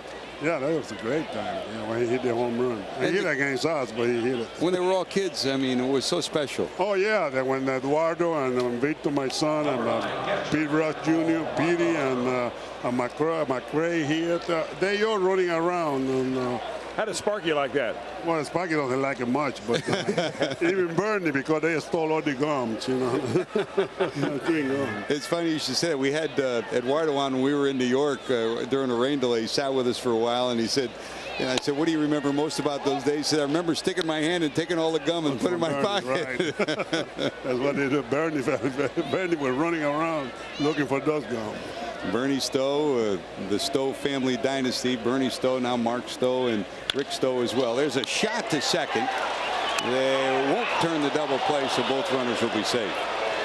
Chris, when you talk about tradition and history and 600 home runs, this guy had his share of home runs for the Reds. Tony Perez wound up with a total of 287, and memories that will always be with you from Cincinnati. Oh, yeah, it's always. Every time I go back to Cincinnati, those memories come back to me, you know, on my teammates, by the people, the fans of Cincinnati, everything, the ballparks. It's not there anymore, but it's still, you know, coming back to me, Riverfront, even Crossley Field come back to me. Tony, did you ever go to the plate trying to hit a home run and hit one? Well, not really. I never say I'm going to hit a home run. I say maybe late in the game when we tie or something, I don't have nobody on. I say, well, I'm going to look for a pitch to drive. And many times I hit it like that. I hit a home run because I look for that pitch to set the spot and drive. Like how about the 1975 World Series? Well, that was a blooper pitch. He threw me. I wasn't looking for that pitch. You know. That looked as big as a grapefruit. Right. I never wasn't looking for, but what I know he had it, and that's what happened. Volquez retired. That's the second out of the inning. What do you remember most about Junior when he was growing up? Well, really, I see him growing up. I mean, when I was there, and Kenny and up. And then I got traded. I got traded to Montreal. I didn't see him for a while. Then I came back to Cincinnati in '84. And then I played my last 3 years. I see him a little bit more there. And then I went back coaching, you know, after I retired. And Kenny brought him up high school one day to me to see him here. He hit in the cage. I threw to him, and I talked Griffey. And he said, what do you think about it? I say, hey, don't let nobody touch this. Not even me. Let him go. Let him go and play. And you see what happened. He was a natural guy, natural swing. That swing he still had. You had the great joy of watching your son, and I know seniors had the joy of watching his son too. It's special, isn't it? Yeah, that's a special when you see a guy, you know, one of your kids play the same game you play for so many years, and you know, and doing well. I mean, it's very special for senior to see his son, to see Junior hitting on the home run. I mean, it's amazing. He got a great career. Hall of Famer, and really, I hope I still here to see him when going to the Hall of Fame. Well, Tony, you played a long time in the major leagues, and Junior now in his 20th season in the major league. What are the challenges that face an older player as opposed to a young 19, 20-year-old with a good quick swing? What's Junior going through now that he didn't have to deal with 10 years ago? Well, he has to. Like I say, when you go out there, when you're close to 40 or 40, and the only thing you have to do is thinking about hit that ball. Don't try to drive it or try to do anything. You're just trying to hit that ball and trying to time in that young guy out there. You know, it's not easy because you say, I'm going to stay back, but when you're so old, when you stay back, you're going to get jammed. You're going to get the bat around. You're never going to get the head around. You have to try to see, but you get a good pitch to hit, that's all. How about this young kid? Jay Bruce has come up. Boy, he's a fine young prospect. Oh, yeah, I see him a couple of days, a couple of times on TV, and wow, he got a good swing, that kid. He come out to say hello to me today. I not even knowing who he was, but he come out and say hello. Andre, myself, and the Dawson, we went over there around the cage, and he come up and say hello, and that's great. You can see a ball player there. No balls, 2 strikes with the bases loaded for Jay Bruce. We visit with Tony Perez, the Reds Hall of Famer, the Baseball Hall of Famer, and we're partial. Do you think Andre Dawson belongs in the Hall of Fame? Definitely. He belongs. He should be in the Hall of Fame already. I mean, it's amazing his numbers, especially that his stolen base number. You know, he was injured all his career. All his career he had bad knees, and he has still more than 300 bases, plus what he did with his bat. I mean, the numbers are home runs, RBIs, hits, everything is there. I don't know why he don't get voted into the Hall of Fame. And I know the other guy we talk about every year at Cooperstown is Davey Concepcion. Davey Concepcion. I don't know why he's not getting a nose vote. He getting a nose vote to steal in the bottle. That's all. I mean, I don't know what's going on, what's happening with the writers and who bought it or whatever, but they not see it right. Well, that'll be it for the Reds as the Reds leave the bases loaded but still lead at 6-0. We've been very fortunate to visit with Tony Perez. Tony, give Patuk our love. Thanks for stopping by. I will. Thank you.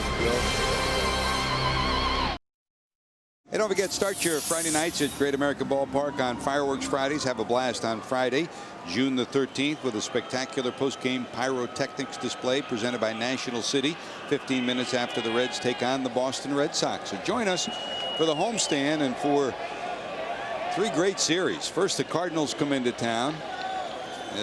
That's always a battle that's important for the division, and always a battle that's fought on the field and off the field with a invigorated feeling. Then come the Red Sox, local favorite, of course. Terry Francona will bring his club in, and then Joe Torre comes back with the Los Angeles Dodgers. Here's Luis Gonzalez. Gonzo tonight bounced out his first time up. 6 runs, 8 hits, no errors for the Cincinnati Reds. As we go to the bottom of the 5th, it's zip, zip, zip for the Florida Marlins. That's foul back. 1 ball and 2 strikes. Cardinals, of course, will come to town tomorrow, and this is a Cardinal team. We talked about it in spring training, Chris, when you can talk about different players in different positions. You know, David Eckstein going, and of course the trade that sent Scott Rowland and brought Troy Glaus to town. You can change the names, change the faces. Carpenter and Mulder on the disabled list, but Tony La Russa and Dave Duncan still find a way to keep them competitive, and with the leadership of guys like Albert Pujols, they're hanging right in there again. Yeah, that's really why, George, at the beginning of every year, if you don't have Tony La Russa penciled in as your manager of the year, you're probably going wrong. Because the guy just seems to have the knack of being as prepared as anybody out there, and he gets something out of a ball club that a lot of people who looked at them even in spring training thought they didn't have a chance of even playing 500 baseball. Here they are pushing the Chicago Cubs. So they're a ball club that's playing very well. But of course, when you've got Albert Pujols in your lineup that you can go to every night, a leader like that and a stud like that, he just raises everybody's level of play. First base hit of the night for the Marlins comes as the leadoff batter of the 5th. Luis Gonzalez bangs one into left. Over 2,500 hits in his career, so he's on with the first hit of the night. And here comes Cody Ross, who flied out first time up. No runs, a hit, and 2 errors. That's up and in, swing and a miss for strike 1 to Cody Ross.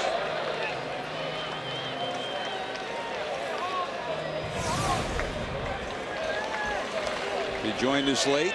History already made. Ken Griffey Jr. first at bat. Home run number 600 for his career. A 413-foot shot into the seats and right gave the Reds a 2-0 lead. The first inning was an important one for the Reds, with Griffey's homer giving them a lead, but a negative part of that story, Jerry Hairston Jr. led off with an infield hit, stole second and stole third, but when he stole second, he collided with the left foot of Jorge Cantu and fractured his left thumb. So the Reds once again bit by the injury bug. and another shortstop. Let's go to Jeff Pecoro for an update. Pick whatever happened to that ball that went out to right. Well, I tell you what, George, it's a seasoned veteran's move out there, something out of the Chris Welsh bag of tricks. Joe, 55 years old, catches the ball, reaches down into his pocket to a ball that he had and threw it on the ground. And he tells everybody, there's the ball. There's a huge scrum underneath him. He, in the meantime, and you'll see after this pitch, he takes off out of the picture with the ball. Now, a whole contingent of Cincinnati Reds, Gary Wayhoff, Rob Butcher, Rick Stowe, a bunch of people went to the stands with security personnel and with Marlins personnel, offered the guy everything in the book for the ball, and here was what he said. Joe, due to my current circumstances, I'm keeping the ball. I have a plan for it, but I am not telling you. So it's the man in the jersey with the glove. He catches the ball, and then you see the other 3 or 4 people, and then there's a skirmish on the ground, and he hightails it out of there from behind. So he has the ball, not telling anybody what he's going to do with it. And this just from the Reds as well, guys. Tomorrow night, the Reds will unveil a 54-foot banner on Crosley Terrace, signifying or saluting Junior for hitting home run number 600. So that'll be there tomorrow when we get home. Guys, back to you.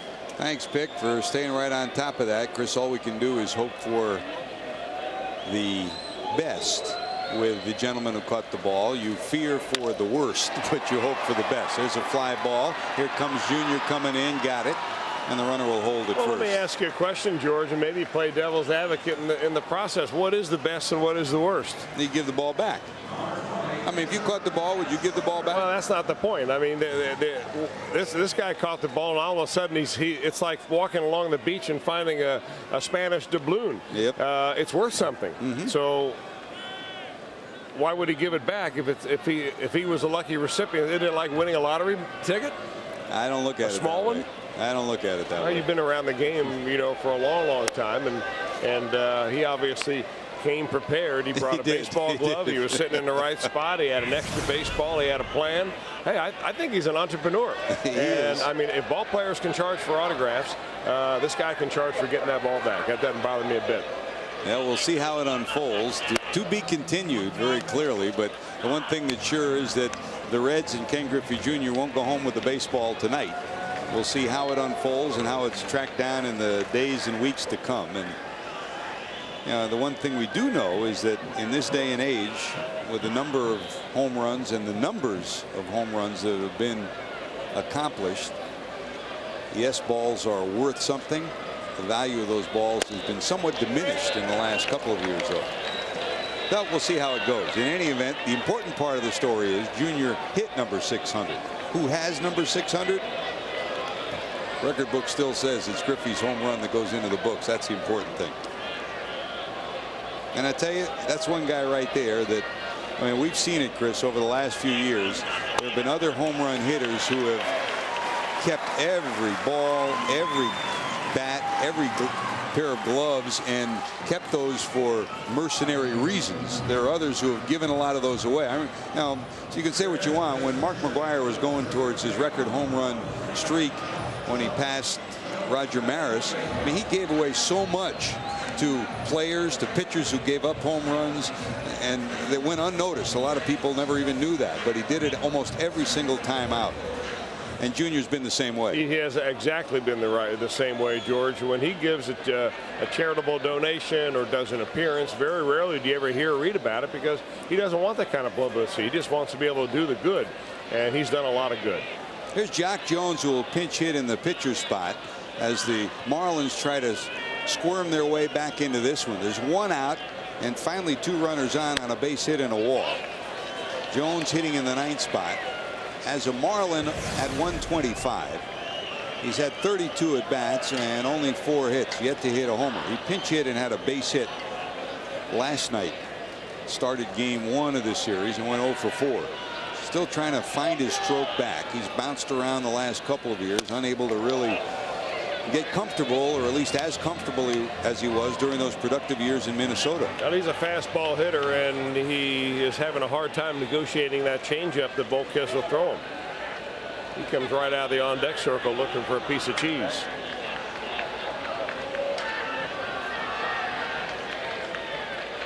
1 ball, 1 strike.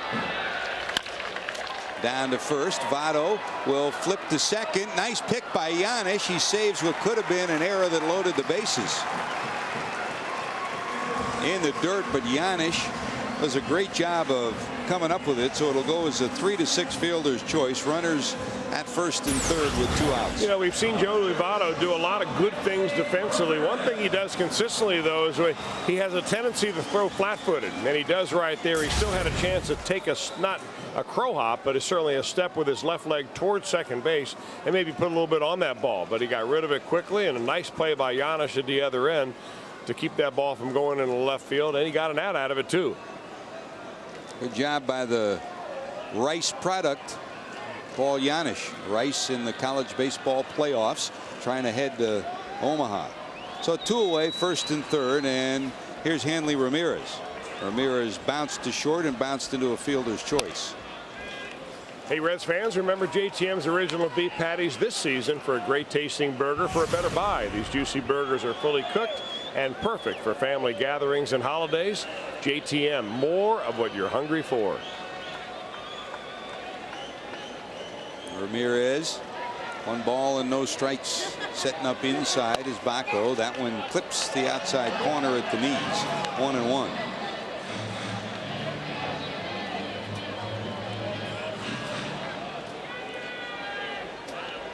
That guy right there has shown an uncommon presence. And since he first came to camp with the Reds, he's matured so much in the last 2 or 3 years. You talk to those who have seen him and been with him. They're so impressed with the way he's grown. Swing and a miss. Can't catch up to 95 and 96 in those 2 fastballs. Well, he can catch up to 95 and 96 if he's expecting it. But, you know, when you're up there for the 3rd time and you've been somewhat velocitized, you've seen that changeup, and in the back of your mind you're wondering if you're going to get it again. If you're thinking about that, you're not going to catch up to it. If you're pitching, do you throw it again here? Absolutely. This guy's a good dead red hitter. I'm not so sure I want to back up a fastball to him, even if I am throwing 95. Volquez to the stretch. 1 ball, 2 strikes, 2 outs. Tries to get him to bite at it down low.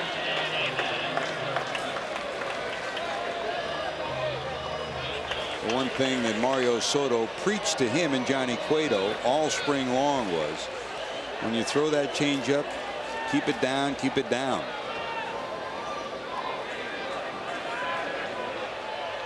And it looks like Baco wants a fastball up.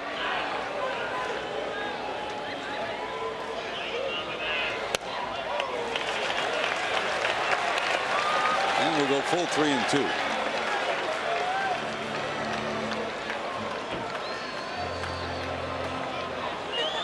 Well, you see a little bit of a wry smile there on the face of Hanley Ramirez. He's got, I mean, this guy's a ball player. He's got to love a matchup like this. Somebody peppering it up there at 95, 96. These guys know each other. They faced each other before. This is what it's all about right here. 3-2, 2 outs. And he misses. Doesn't give in, doesn't give him the fastball.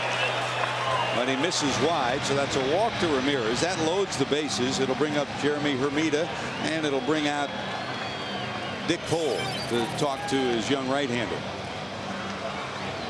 There are the numbers. Yeah, he had a pretty good go of it so far. Edinson Volquez had through the first 4 innings. He's being tested a little bit here in the 5th inning with 24 pitches overall, but still for Volquez, he's a guy that has traditionally this year, George, thrown a lot of pitches in the first 6 innings, and Dusty Baker's been careful to get him out of there right around the 100 pitch mark. Whatever Dick Cole said to him, he understood as being funny. Johnny Cueto still working on his English a lot. Edinson Volquez very comfortable with his English language. And very often it'll be Volquez who will lighten things up in conversations like that. Well, here it is, bases loaded, 2 away. Marlins first chance to get back in this game. Volquez against Hermida. Hermida struck out and walked. That's a strike.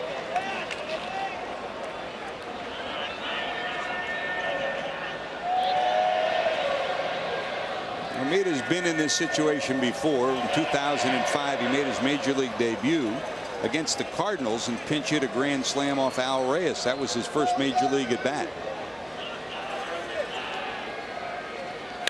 That's a rip off the glove of Votto. 1 run will score. 2 runs will score. The throw coming in. The runner will be held at third. And an error by the first baseman will allow 2 runs to score. The Marlins are on the board 6-2.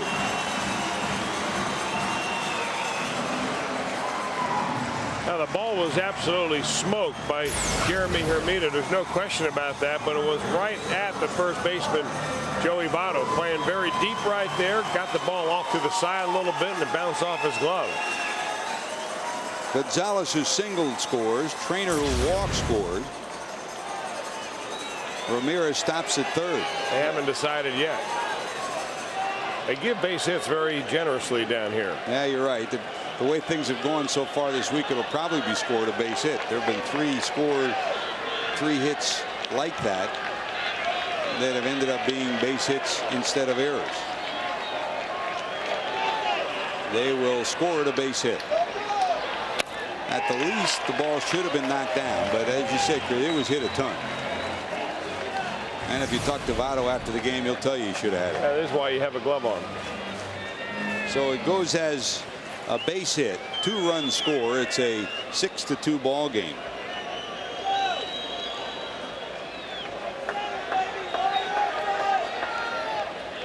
The 2 walks prolong the inning, and Hermida drives 2 in.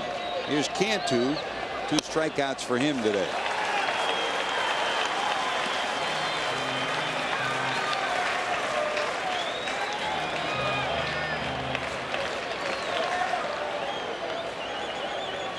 Jorge's had a ton of a series against the Reds.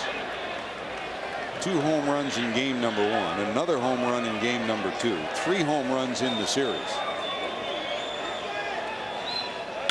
That's through into left, a base hit, another run scores. It's 6-3.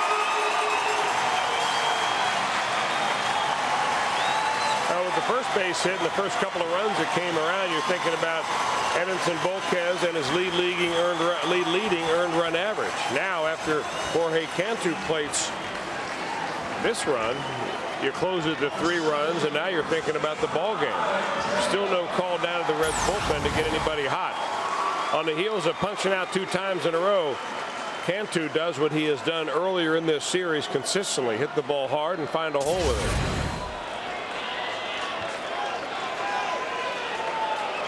Ramirez, Cantu, Hermida, Jacobs, Ugla. First ball, fastball hitters, basically. He got a fastball and drilled it. Here's Jacobs. Strikeout and a fly ball out. First and second, 2 away. Still plenty of life on that one for strike 1.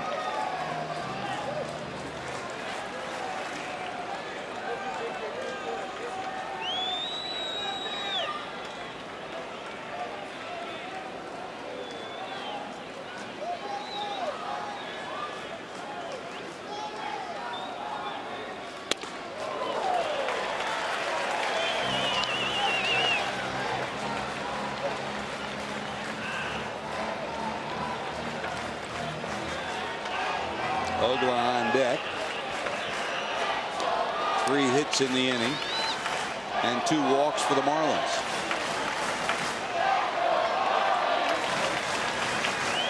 We talked about this at the start. His first start allowing more than 2 earned runs.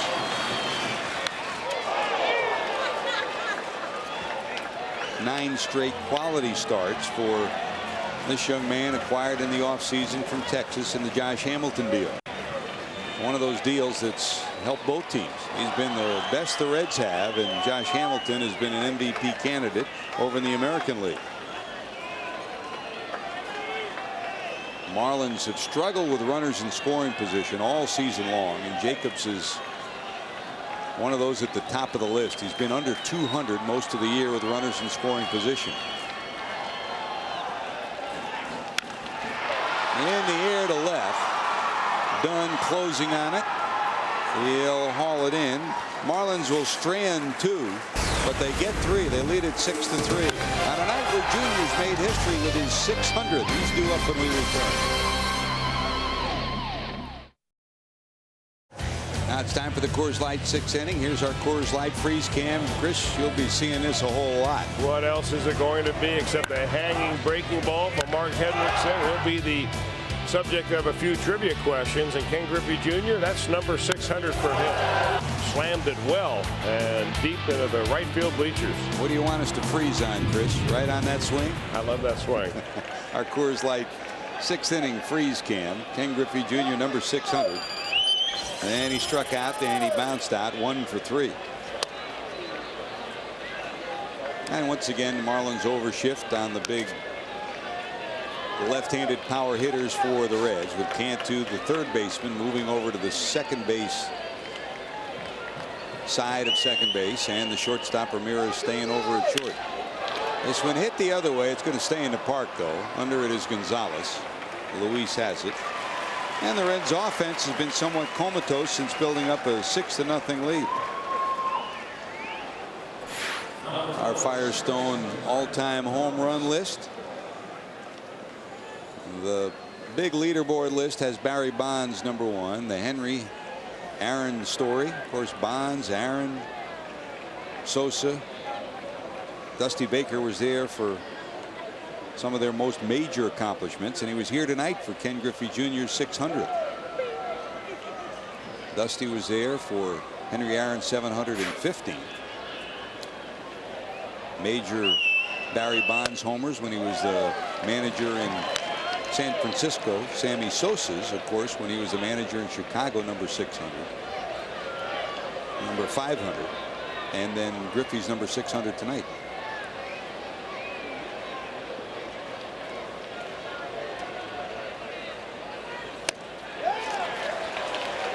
Here's Brandon Phillips. He's also homered tonight. His 12th of the year to make it 6-0 in the third. Here's Matt Lindstrom's numbers, Chris. Matt Lindstrom's a right-hander. We saw him the other night, George, throwing pretty hard, and he got beat around pretty good. Lindstrom did. In fact, there was some speculation that he might be the guy sent down when they brought up yesterday's starting pitcher. He's still out here, but tough to send a guy down when he can dial it up at 94 miles an hour. That's by our radar gun here at the Fox Box. The one here at the stadium, the Dolphin Stadium, had that last pitch at 97. Now you talk to bullpen coaches and pitching coaches when you watch young pitchers come up and you try to figure out, I mean, you see stuff, but you try to figure out who's next in line. You know, who could be the next closer. You know, like when Braden Looper was brought here from St. Louis and they thought he could be a closer of the future. Now he's back as an outstanding starter with the Cardinals. And Lindstrom's one of those that you talk to Mark Wiley and look ahead at the future, and you talk to Steve Foster, the bullpen coach, and here's a youngster that could be the closer in a couple of years. Well, he certainly has the stuff. That's one of the first things you think about is the physical ability. The second, do you have the moxie to go out there? And that includes being able to turn the page after a bad outing. So how he handles the Reds tonight after being beat around so badly the other night might be something that the Marlins are looking at a little more closely. I mean, you just can't go out there and fire it up there in the mid-90s and think you're going to be a closer. 1 ball, 1 strike to Dunn, a swing and a miss. Maybe high 90s. He'll dial it up to 100. He'll get there.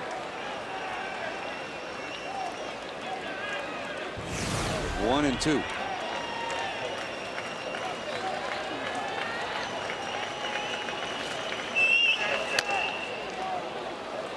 Closer. Does our gun go Yes. triple digits? The answer is yes. We recalibrated it especially for you. Well, you know, if you're throwing a 99-mile-an-hour fastball, eye level, if you can get it down just below the knees, likely it'll be over 100. 2-2. I do not know that from personal experience, only observation. We don't call you the crafty left-hander for nothing. But your old pitching coach, Robin Roberts, you know, who believed in the fastball first and foremost, and he had a great one. And it's not velocity. Location and movement a heck of a lot more important. Well, yeah, if you can place it, you're ahead of the game. 2-2. Oh, nasty. Wow. He dropped that on Dunn. Dunn strikes out for the third time tonight. He punches out 2 in the 6th. The Reds clinging to a lead. It's 6-3.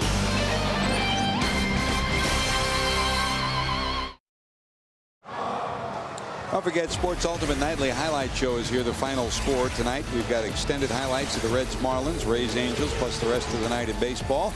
The only national show that gives you nothing but wall-to-wall highlights. The final score tonight at 10:30 only on FSN Ohio. And you can bet your boots you'll be seeing Ken Griffey Jr.'s 600th home run a ton of times on the highlight show tonight. The Reds lead it here 6-3. Edinson Volquez back to work. 8 came to the plate in the 5th when the Marlins wound up scoring 3 times. Here's Dan Uggla. Uggla tonight grounded to third and struck out swinging. Earlier today, Pittsburgh beat Randy Johnson and the Diamondbacks the final 5-3 at Pittsburgh. San Francisco in the 7th leads Washington 3-1. Giannis, quick feet, quick arm, and it's bobbled on the hop by Joey Votto in the dirt, but Votto could not hold it. It'll go as an error on the shortstop, as it did hit dirt before it got to Votto. Now, he kind of waited on it. Giannis did. Then he looked up and realized he had to hurry that throw, so he didn't really take much of a stride, just a little bit short, hopped him through a sinker to first base and unable to come up with it. Volquez will have to deal with somebody on base. Hey, you don't want to let this Marlin ball club peck away and get back in this ball game. But the way they swung the bats last night and the way Cody Ross erupted the crowd on Saturday night with a walk-off home run, this ball club is one that believes in itself right now. If you've got them down, keep them down. Here's Gonzalez, 5 homers on the year, 1 for 2, a single. And you know, it's not odd that the Philadelphia Phils led the league in homers until this week. Number 1, because they've got big-time home run hitters, but number 2, they play in a ballpark that gives up a lot of homers. Same thing for the Reds. Yes, the Reds have Adam Dunn and Ken Griffey Jr., but Great American Ballpark gives up a lot of home runs. The Marlins have taken over the top spot in home runs in the National League with 94, ahead of the Phils after last night, hitting in a park that's not easy to hit home runs in. No, you're right, George. I mean, it's fairly fair, if you want to say that, down the lines until you get to the gaps. But from the gap to gap here, when you've got a part of this ballpark that goes 434 in the left center field area, that's a long way to bust the ball to get a round tripper. And it's 3-0 to Gonzalez. That's the Bermuda Triangle out there. That's so far away you can't even get a light on it. See the shadow? You got to get a center fielder that can cover some ground here. 3-0.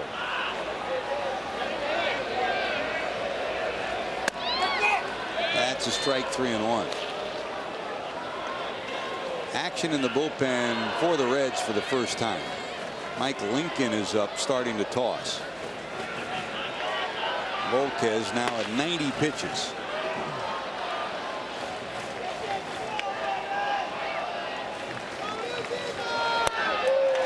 And that's ball 4. So an error and a walk, 2 on. And nobody out here in the 6th, and here comes Dusty Baker. Dusty will make his way out with Lincoln loosening on a night where Volquez has just tossed his 91st pitch. Hey, the Fan Zone at Great American Ballpark is the place to be before Reds home games. Enjoy live pregame music as part of the AT&T Concert Series. Step up to the Chiquita High Heat Speed Pitch and the Topps oversized baseball cards. Play in the Recreation's outlet play area, the Carpetland Run It Out track, and more. See you there. Well, the other night it was Dusty that came out, not Dick Pohl, for a pep talk for Johnny Cueto. And in Spanish he said, con confidencia, with confidence. And he said, take a deep breath, then take another deep breath. And you have a feeling this is kind of the same kind of a visit. Well, you know, he's only 90 pitches into this ball game, and he's clearly the Reds' best pitcher, reliever or starter. So he doesn't seem to be throwing the ball poorly. He just missed a spot right there. He's typical with his walks tonight, maybe a couple more than usual, but he still punched out 6 batters. So his stuff is there, and you're just reluctant to yank him out of a ball game and turn this game over to the bullpen, even 1 inning prior to when you want to.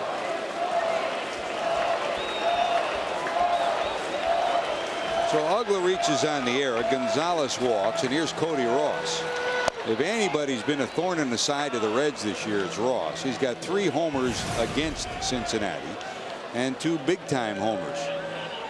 Both of them against Francisco Cordero, the Reds' closer.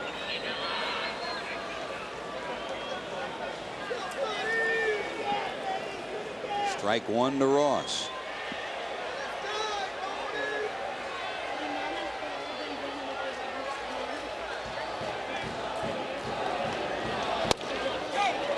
Right down Broadway for strike 2. Ross hit a game-tying home run on May the 14th against the Reds, and then had the 2-run walk-off home run Saturday night against the Reds. His first career game-ending homer. This guy's a different hitter with a pitch at the knees as opposed to a pitch across the letters. 0-2.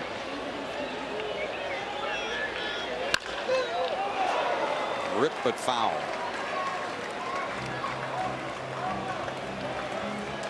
Now, when you throw a fastball at 93 and the hitter jumps out of his shoes on an 0-2 pitch and pulls it left of the third base coach, he's telling me that he's cheating on the fastball a little bit. I mean, Cody Ross is quick. I'm not sure anybody's that quick. So he's telling me as a pitcher or a catcher now that, you know, I'm setting him up for a breaking ball. I haven't seen Volquez throw too many sliders tonight or curveballs, but he's setting me up for maybe a changeup somewhere too. No balls, 2 strikes with no outs. In the air to left. Dunn going back at the warning track, looking up. He'll haul it in. Tagging at second, going to third will be Uggla. Ross just missed another big swing for the Marlins. And that was a changeup, and boy, he put a pretty good swing on it. Well, they won the guessing game with this swing. Well, it was a pitch that kind of floated over the middle of the plate, a little bit above the knees. Not the greatest spot for any pitch. If you time a fastball right there, chances are it's gone. If you time a changeup, you get a little bit of breathing room. So the runner, Gonzalez, stays at first. Double play still in order. Here's Trainer, and that's what Volquez is hoping for. He'll work from the stretch, hoping for 2 here to end the inning. At a home run at Great American Ballpark? Yep. I'm with you. Trainer 0 for 2. 2 nights ago. Today, 2 for 2 in walks. He walked in the third to become the first base runner on a 3-2 pitch, and he walked in the 5th.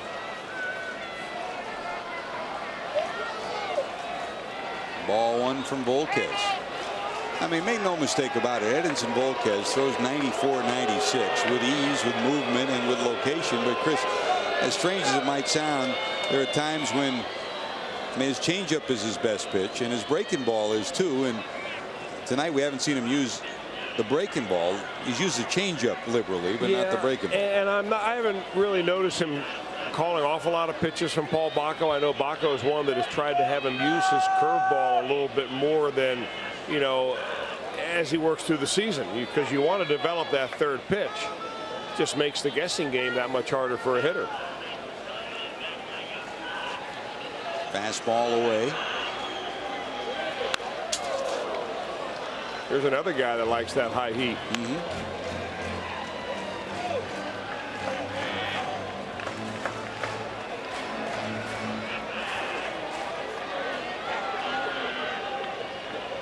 Trainer made his debut 4 years ago this past week against the Reds.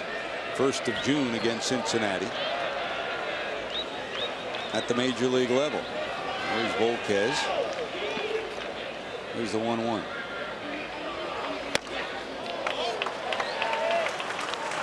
You know, he hasn't been around all that long, Matt Trainer has. And if you look at the box score, or at least your scorecard, and you look now and you say, well, Volquez has walked Trainer twice and prolonged the inning in the 5th. That was the inning in which the Marlins scored 3 runs. And if you walk the number 8 hitter 2 times in a ball game, you're just asking yourself for problems.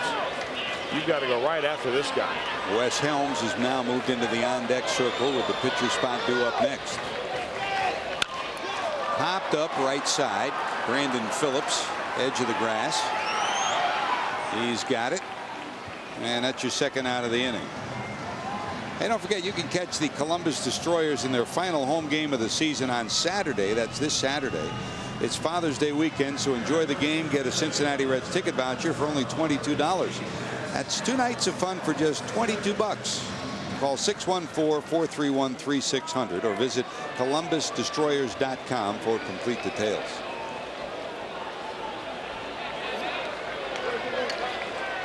Well, here comes Helms. He will pinch hit.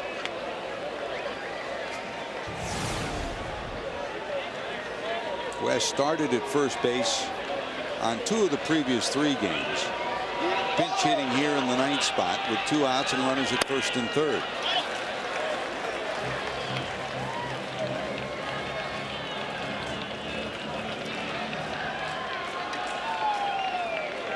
For the Marlins,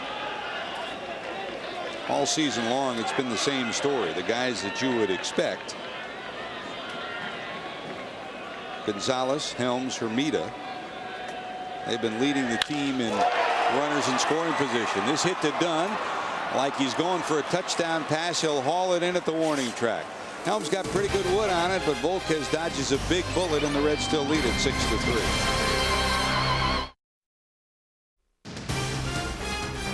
Reds baseball on FSN is brought to you by your local Ford dealer.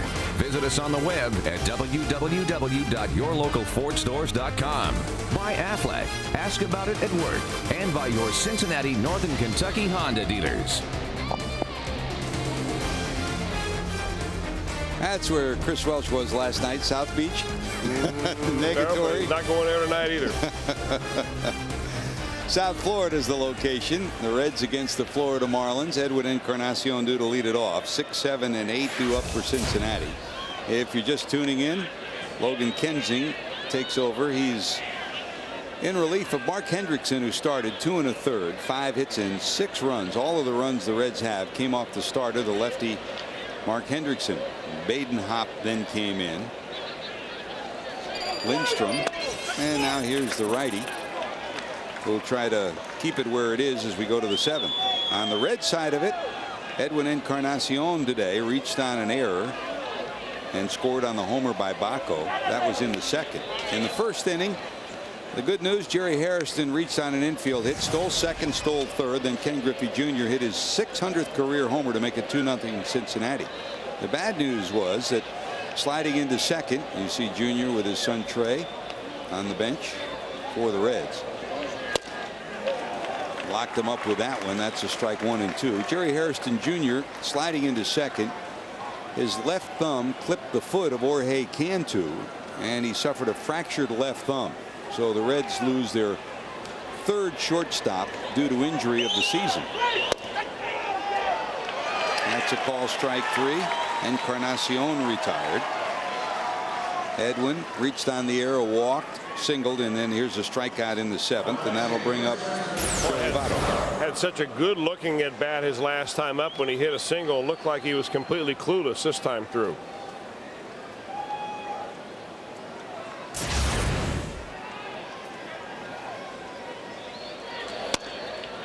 Here's Votto. Joey hit by a pitch in the 2nd, and he scored on the Bacco homer. Walked in the 3rd, and the Reds left the bases loaded, and singled in the 5th when the Reds left the bases loaded again. High in the air to right center field. Going back is Ross at the wall, looking up. It will be caught 403 feet away. When we talk about the deepest part of this park, there are 2 nooks and crannies. Both of them are home run robin spots. Well, you hit this ball this far in this ballpark and you think that you've got one. Not there. That's about halfway to Pompano, but it's a F8 in your scorebook.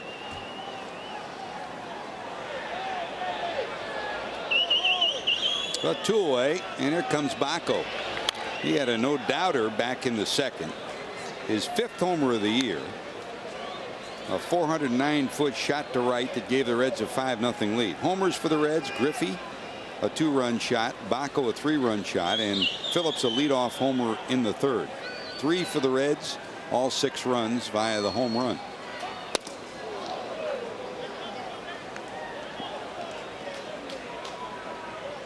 So you weren't at South Beach last night, and you didn't go see Steely Dan finally. No, and I did not even get a tattoo. Did you? No. I checked you out when we were on the beach today just to see if you got a new one.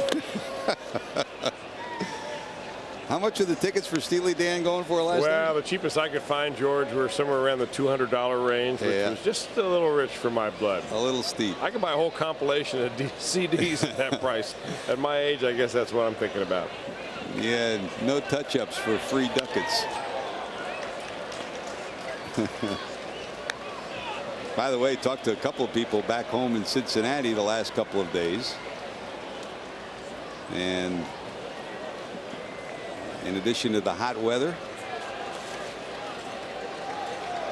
the story of Frankie Valli in the Four Seasons is reverberating already in downtown Cincinnati. That's a great show. The Jersey Boys coming to town. You gonna get a chance to go by and see them? Definitely. I've seen it 3 times already. I'll see it again. It's outstanding. And I guess those ducats you're going on are less than $200, are they? Guaranteed. Would they be the free variety? Jersey Boys specials. 34 songs and outstanding. Did you see Moving Out, Billy Joel's? I have show? not. That was great too.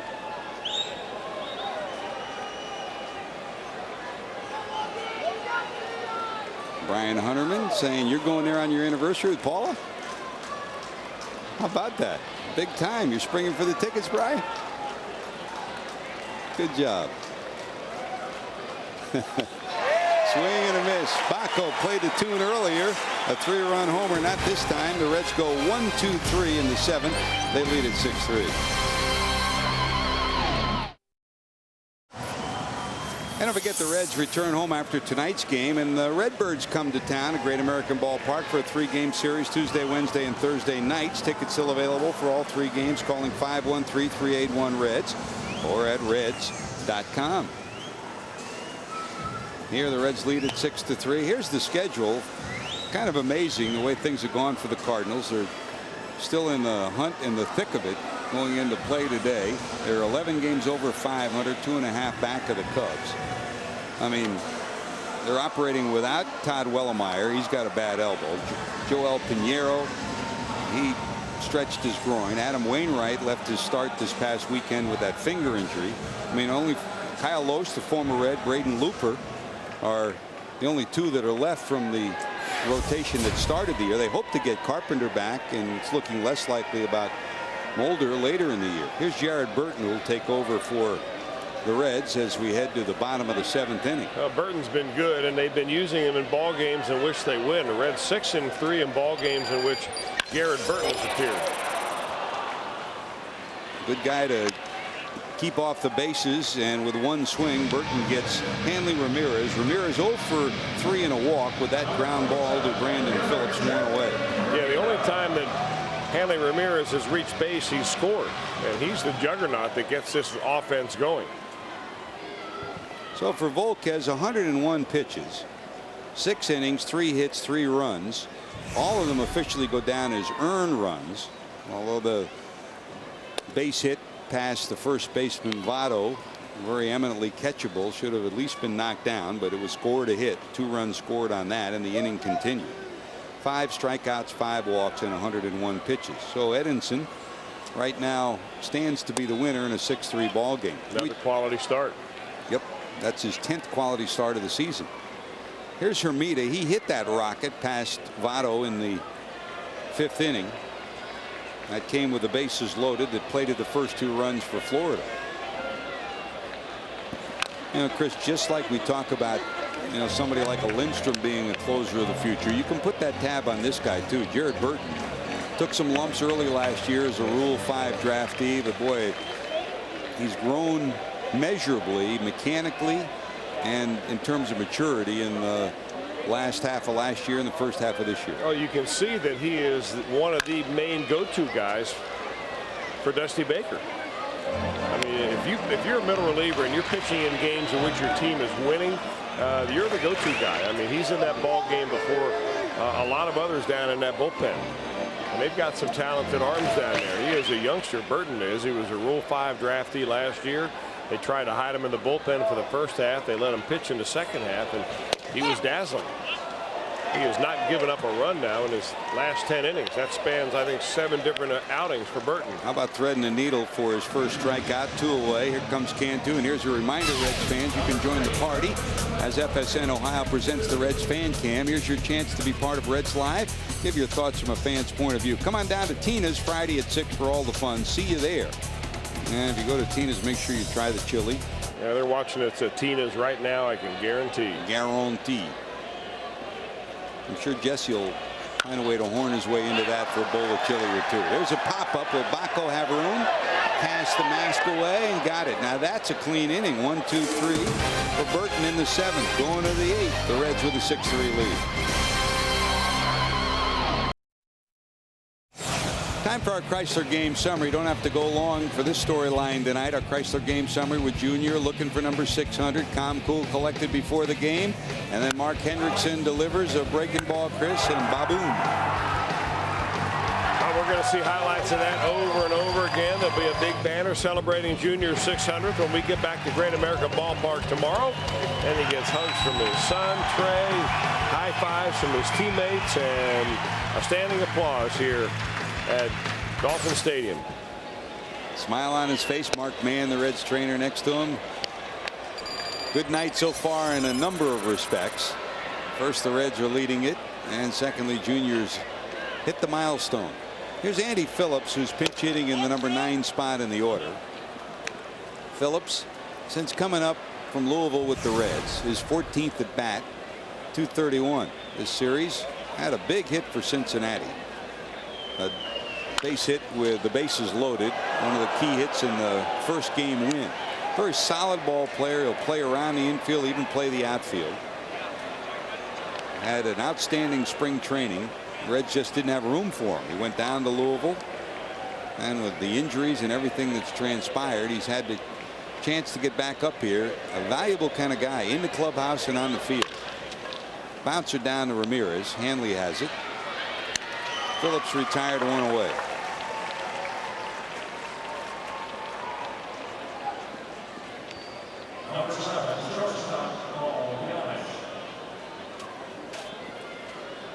Here comes Giannis. He took over for Jerry Hairston Jr. If he joined us late, Hairston reached on an infield hit, stole a couple of bases in the first, but in sliding head first into second, his left hand collided with Jorge Cantu's left foot, and he suffered a fractured left thumb. So he will join the list of the walking wounded for the Reds. So what you're looking at right here, George, is the Reds starting shortstop until further notice. Down to third, Cantu.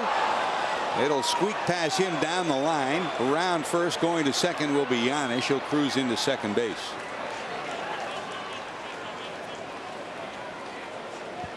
Kind of an odd hop right there that Giannis puts on him. Cantu can't do right there as he can't backhand that ball, and it goes down the third baseline into left field. Not exactly the best fundamentals there, getting your feet over and getting in front of that baseball, but that's kind of been the Achilles heel of Jorge Cantu.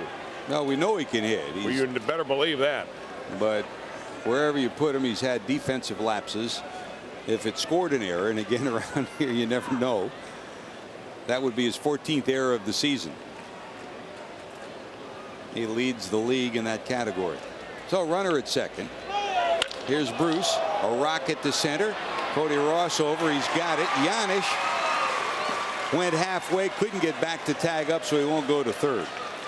I mean, he could have walked to third if he had tagged up initially, but didn't read it off the bat, and Ross closed on it. By the time he got back there, it was too late to advance. It'll go as an error on Cantu, so that is error number 14 on Jorge Cantu for the season. But Giannis still at second with 2 away.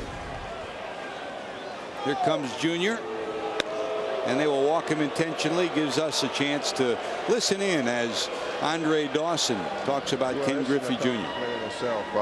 You know, Junior, when it's all said and done, going to be one of the greatest all-time, all-around players to play the game, not only offensively but defensively.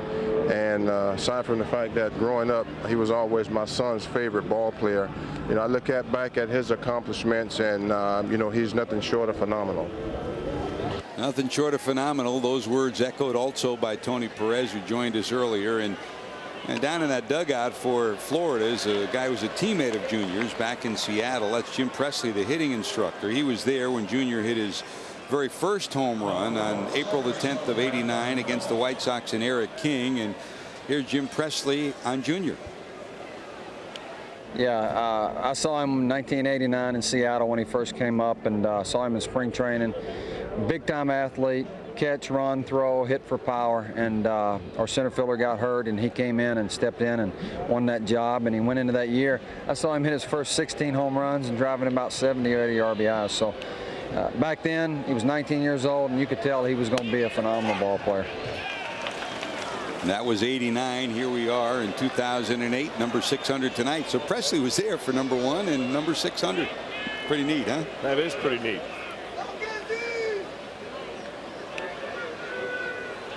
One strike to Brandon Phillips with Griffey on first after the intentional walk. 2 on for the Reds. That's a bouncer towards the hole. Cantu will flip it to second. That's the final out of the inning. The Reds strand a couple of more. They lead at 6-3 as we go to the bottom of 8.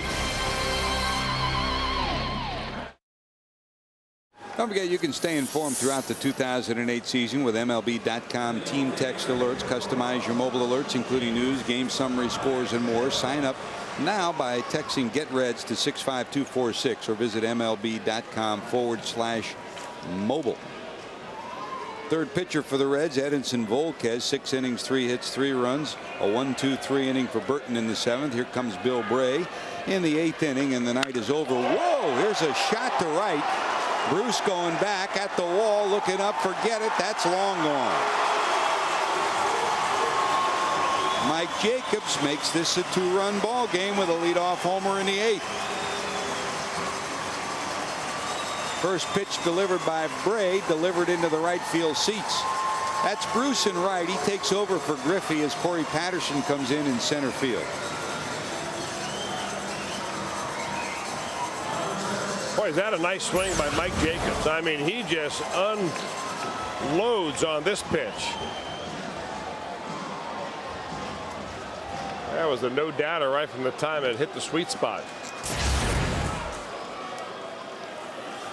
So Jacobs will pick up his 14th homer of the season. Now 35 runs batted in. His first hit of the night, 1 for 4. And for a game the Reds led 6-0 and left the bases loaded twice. Looked like they were on the verge of breaking it open a couple of times. All of a sudden it's a 2-run game. And it's a delay of game tactic right here by Dusty Baker. He sends out Paul Bacco. Go out and talk to that guy a little bit. We got David Weathers up and heating in the bullpen. Give the old guy some time. He's looking down there. Is he ready yet? Is he ready yet? Is he ready yet? Weathers, the veteran closer last year for the Reds. This year, the 8th inning guy, loosening rapidly. And here comes Uggla. Now, it looks like Dusty was almost tempted to make a move right there. The way he was looking down the bullpen, he was halfway up off that stool. But of course, after Dan Uggla in the lineup, you've got a left-hander in Luis Gonzalez. So that may be the thing that saved Bill Bray.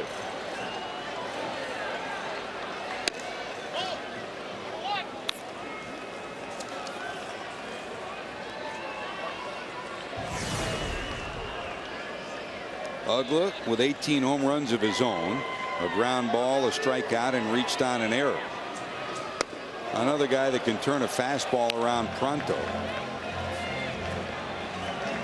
Doubles machine, one of the best hitting second basemen in the National League. You wouldn't put him in the same caliber as a Brandon Phillips or a Chase Utley or a Orlando Hudson defensively, but offensively, you make a mistake, he'll hit it a long way. Well, he's a nice player for a guy that was picked up by the Marlins as a Rule 5 draftee.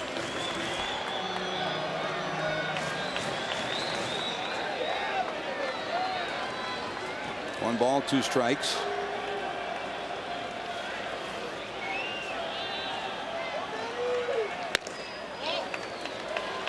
Fastball misses up high with a left-handing hitting Luis Gonzalez due up next.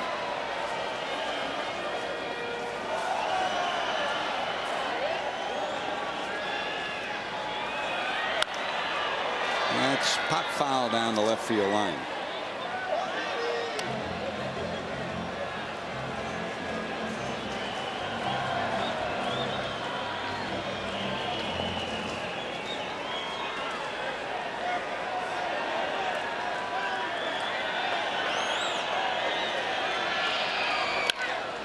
Down to short. Charging is Giannis.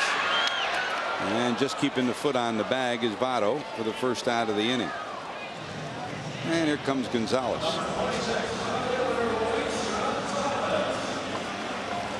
Luis tonight bounced to second. Singled to start the rally in the 5th inning, and then he walked in the 6th.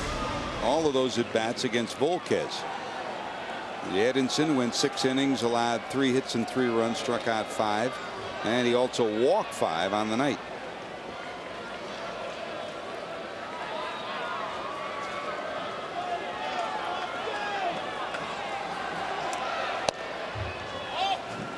Cody Ross is on deck, still available for Freddie Gonzalez, his backup catcher Mike Ribello, and the switch hitting Alfredo Emeziga.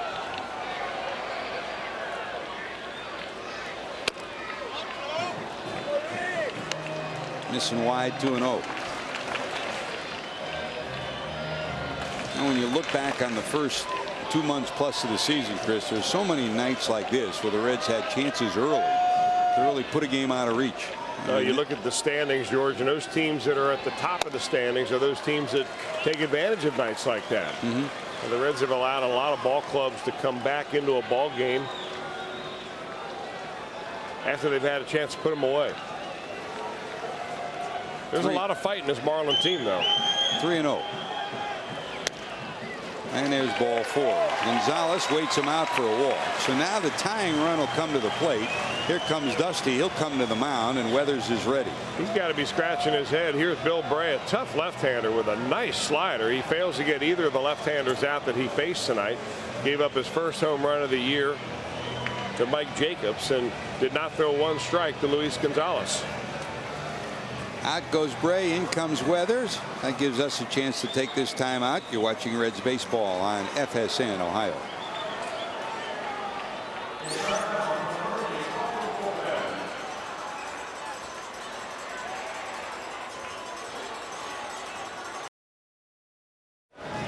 Here we go again. David Weathers coming in. He'll face a guy who's been a Reds killer, Cody Ross. 2 key homers against the Reds this year, and for his career 1 for 3 against Weathers, a homer. Here are the numbers on David. Yeah, throwing the ball much better after coming off the disabled list. He went on that list with a sore elbow, and he's made 16 appearances since. That earned run average is down in the 3s, so he's pitched a lot better. For David Weathers, that's all about hitting the corners, especially that low outside corner. Here's Ross, 0 for 3, including a fly ball to the warning track and left that he just missed. He peers down at Bo Porter, rolls through signs. With Gonzalez, not a lot of speed after the walk down at first. Weathers will nip away at that outside corner. He'll give you sinker and slider down and away. And he says, give me a new baseball. I don't like that one at all. Weathers will take his march around the mound as he traditionally does. Sometimes that's more of a mental approach than a physical motion. 1 ball, no strikes. Weathers the sign from Baco. Good spot, huh? Now, veteran relievers, the more you talk to them, Chris, you've been there. You were a starter, a setup guy, a reliever, a long guy. I mean, most believe that late in the game you stay away. You show in, but if you're going to get somebody out, you stay away. Yeah, and you stay down the best you can. If you're going to let a guy beat you with a home run, George, you make him earn it going the other way. Now, Cody Ross did that the other night with a walk-off job against Francisco Cordero. That pitch was pretty much down the middle, but he was, you have to give him a little bit of credit too, because he hit it a long way to a big part of this ballpark opposite field. 1 ball, 2 strikes. And as you say, there's a big difference between being up and away and down and away. Down and away, you got a chance for a 4-6-3 ground ball. And how about this? He backed it up, and look out. Ross may be on his way out of the game. Yep. Cody Ross joined with Bill Hahn. And it looked like he said one of the magic words to start it off, and he's gone. And Freddie Gonzalez will step between his player and Bill Hahn and put in a few words of his own. Well, Bill Hahn may have been already simmering just a little bit because he had a little bit of a verbal exchange previous in the game with Jorge Cantu.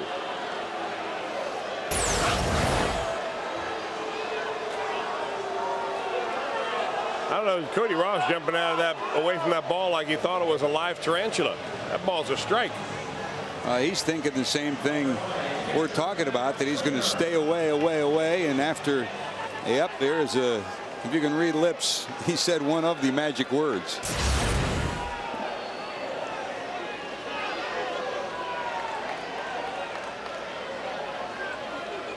So there's your second out of the inning. And as we talked about at the start of the inning, the only two players that Freddie Gonzalez had left are Alfredo Amezaga, a very versatile, outstanding center fielder and a good shortstop too, a good runner as well, and a good pinch hitter, and the backup catcher Mike Rabello. So it kind of hamstrings the manager now. With Ross out, you know that he's got to come in here in the 8th inning defensively, so he would not be available.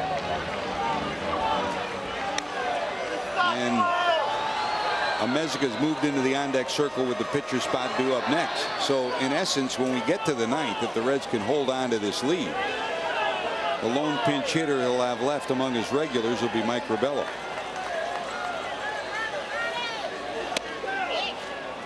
And Amezaga, Chris, a lot like Jerry Hairston Jr. And I mean, he's so versatile. He's major league caliber center fielder and shortstop too. You can put him in either spot and he'll do a number for you. And he's in the on-deck circle right now. Slap to right.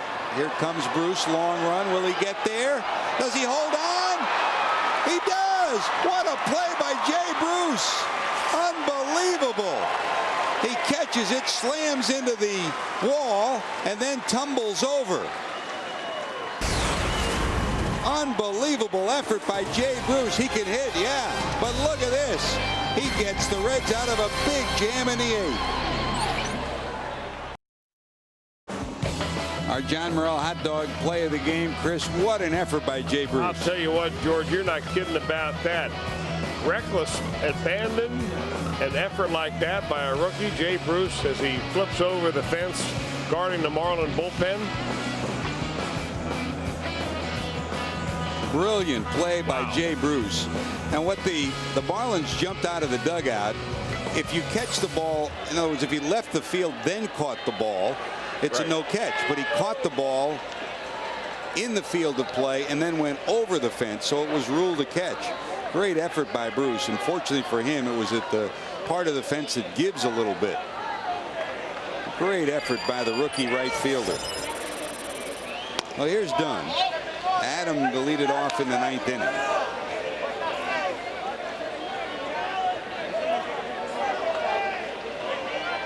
The lone left-hander, Pinto, in this bullpen for Florida, comes in to pitch. Amezaga comes in, and what amounts to a double switch. So Amezaga will enter the game in center field.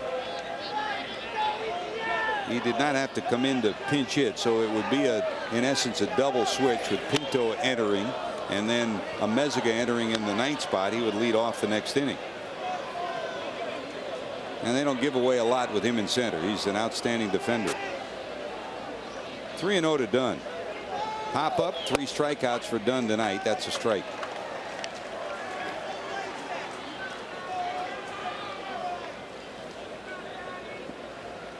Dunn 0 for 4 against Pinto in their matchups. Breaking ball drops in there for strike 2. Well, one thing we do know, Coco won't face Cody Ross tonight. He's loosening. If he did, I don't think he'd get the same pitch he got the other night. Guaranteed. Although There's, you know, you talked about it earlier when we talked about the nature of the closer, the macho-ness, the belief that you got to believe you're better than the opposition. And sometimes, you know, there was that night where we saw Billy Wagner give Ken Griffey Jr. 11 straight fastballs, and then he finally planted one about 450 feet into the stands in Houston. 3-2. Dunn down the right field line into the corner. It is a fair ball. One hop off the pole. Dunn rounding first. He'll go into second. He'll have a two-base hit.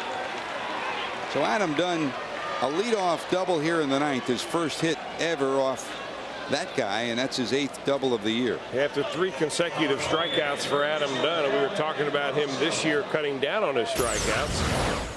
He goes against the odds, and he gets a double against the left-hander.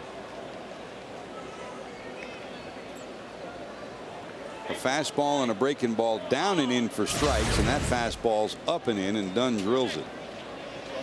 So an insurance run out at second for the Reds. Here's Edwin. Encarnacion today reached on an error, walked, singled, and struck out.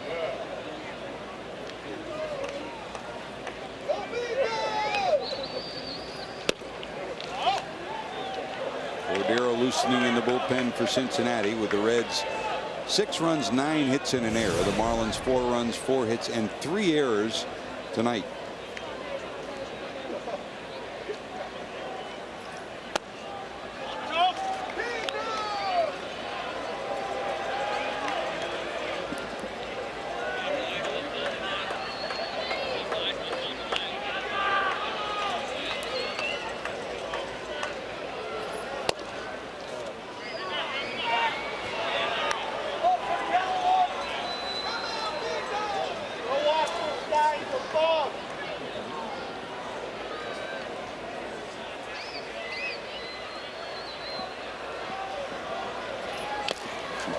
Kicks away, going all the way to the backstop. Dunn will go to third. On ball 4, Encarnacion will go to first. So the Reds have first and third. Nobody out here in the ninth. Here comes Joey Votto, and here's a reminder: when this one's all over, Jeff Piecoro will be by to put the final touches to what has been a monumental night. Ken Griffey Jr.'s 600th career home run has come tonight. We'll hear from Jr. We'll hear from Dusty Baker. We'll hear from everyone in the Reds family on what a night this has been. We'll be by with the complete story of this one on Reds Live after the game. Jr. gets it tonight, number 600, a 2-run shot in the first that gave the Reds a lead. The storylines tonight: Jr. hits number 600. Edinson Volquez pitches 6 innings of 3-hit, 3-run baseball. But Dusty Baker's got another reason to scratch his head, because he's lost another shortstop. Jerry Hairston Jr. fractured left thumb sliding into second. One of 2 stolen bases he had in the first inning. And if you're joined us late, here's the play. Hairston sliding into second with a stolen base. Jorge Cantu's left foot clips his left thumb. The end result, a fractured thumb. So he will head to the disabled list. The 3rd Reds shortstop to go down: Alex Gonzalez, Jeff Keppinger, and now Jerry Hairston Jr. Infield pulled in with Votto at the plate. Nobody out, first and third.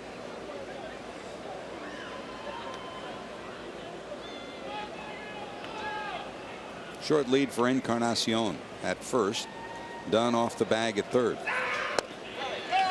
Big breaking ball drops in there for a strike. Yeah, he's got Joey Votto all locked up. A guy that would really like to forget about yesterday, George. I reluctantly bring it up, but he struck out 4 times. He turned it around a little bit tonight. He's been on base his first 3 times up, 1 for 2 officially.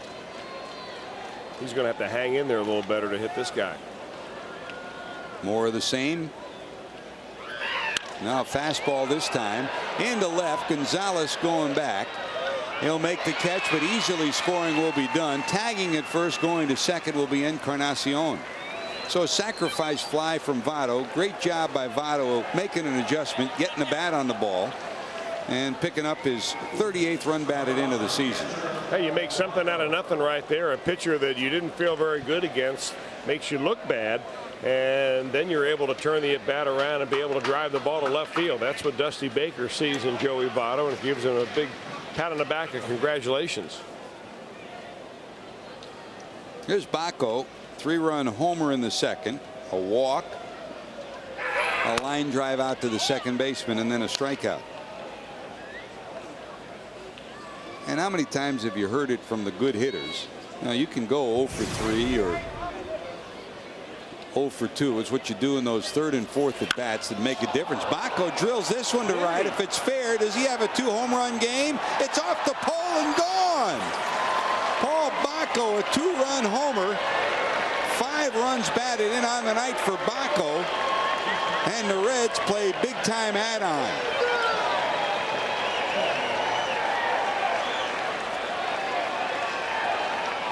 The good news for the Reds, it's 9-4, and Coco Cordero in the bullpen just took out the towel to wipe his head down. I'll tell you what, the interesting thing about this, George, is the fact that he has hit both his home runs tonight off left-handers. And he was thinking earlier in the year that if he got playing time, it would be, as in the platoon situation, facing mainly right-handers. He came in this ball game with 1 home run and a 196 batting average against southpaws, and he has changed that in a hurry. That's his teammates looking at the ball being tossed back, asking him, do you want that ball? 2 home runs. That's a pretty good night, especially for a guy who came in hitting 196 against lefties. And he drills 2 homers, one off Mark Hendrickson to give the Reds a 5-0 lead, and this one in the 9th that gives the Reds a 9-4 lead. All right, Chris, are you of the school? You got your closer warming up anyways? You bring him in? If he needs to work, yes. If he doesn't need to work, you let him get a inning warmed up down there, and you send somebody else in, or you let David Weathers complete it. Here's Corey Patterson.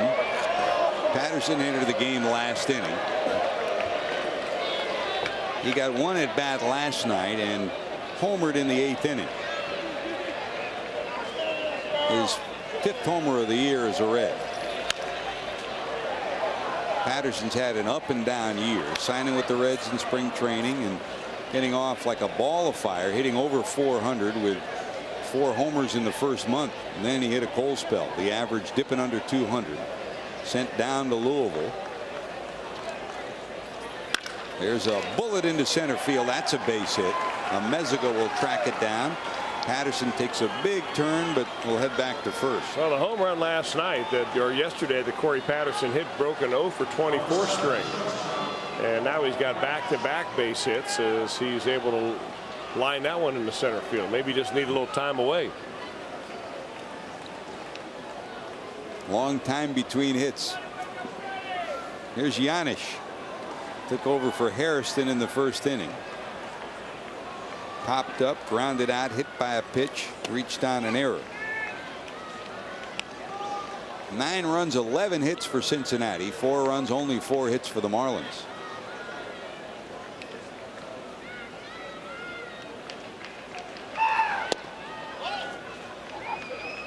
Pinto, the lone lefty, brought in to face Dunn, Bacco, and Patterson here in the inning. Dunn doubled. Votto hit a sacrifice fly to the warning track. Bacco homered and Patterson singled. So he hasn't gotten it done against the lefties tonight.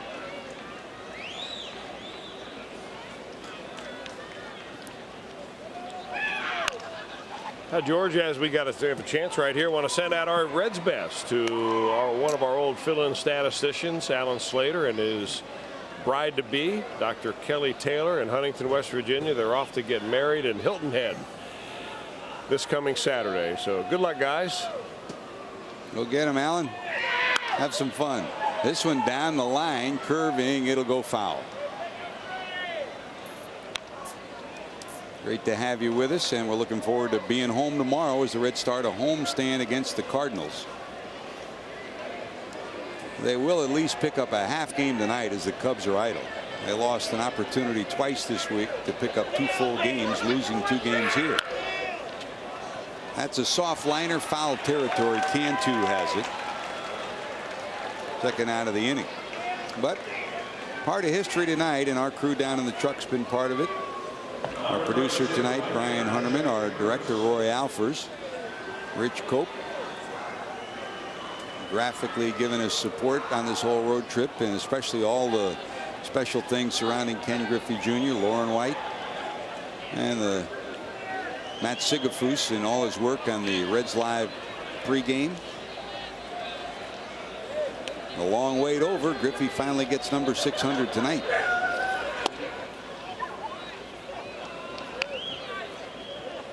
Jeff Pecora will be by. Don't forget, don't flip that dial, because Pick will be by with Ken Griffey Jr. after the game. Dusty Baker will give you his comments. You've already heard from Tony Perez. Almost like a second dad to Junior as he was growing up. Here's Jay Bruce. Maybe the biggest play of the night for the Reds, catching that fly ball down the right field line and holding on to it to end the bottom of the 8th inning, an inning that was becoming more troublesome. And that's what you like about this young kid, Chris. He's not just a hitter, he's a ball player, and has time and time again showed you that he'll rise to the occasion. And that's exactly the way Tony Perez described him, as a good ball player.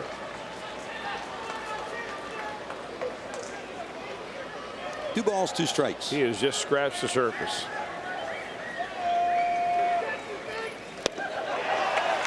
Swing and a miss. That'll do it. But the Reds do some business. Double by Dunn. A walk to Encarnacion. A sacrifice fly and a homer by Bacco. The Reds lead at 9-4.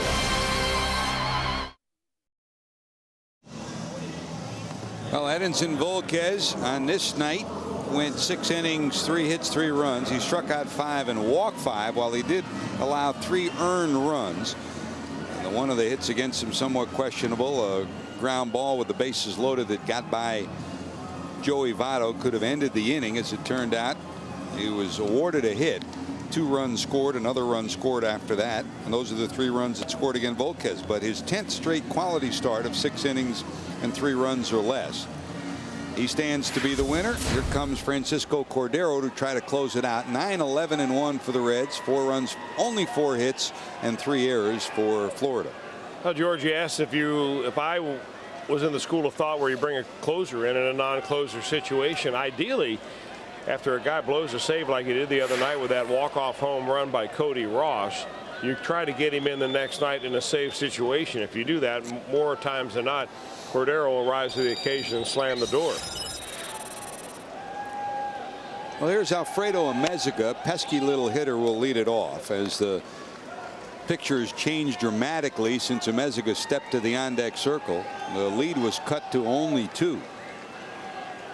Now Amezaga will try to get things started in the 9th inning, where his team trails by 5. Amezaga hitting in the 9th spot and the top of the order. Hanley Ramirez.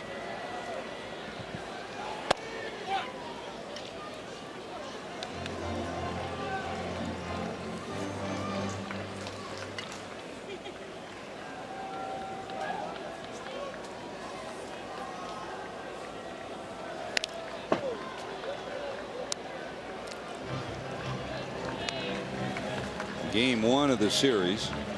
The Reds had their hitting shoes on. They built up an early lead.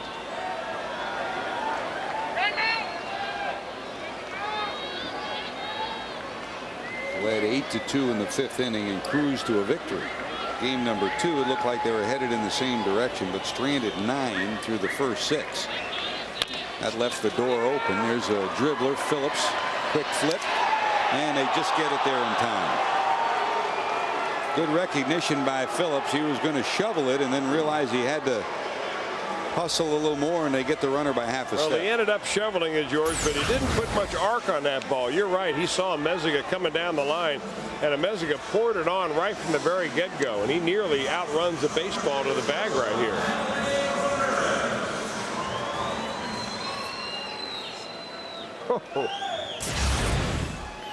here. In the books, out 1. Well said.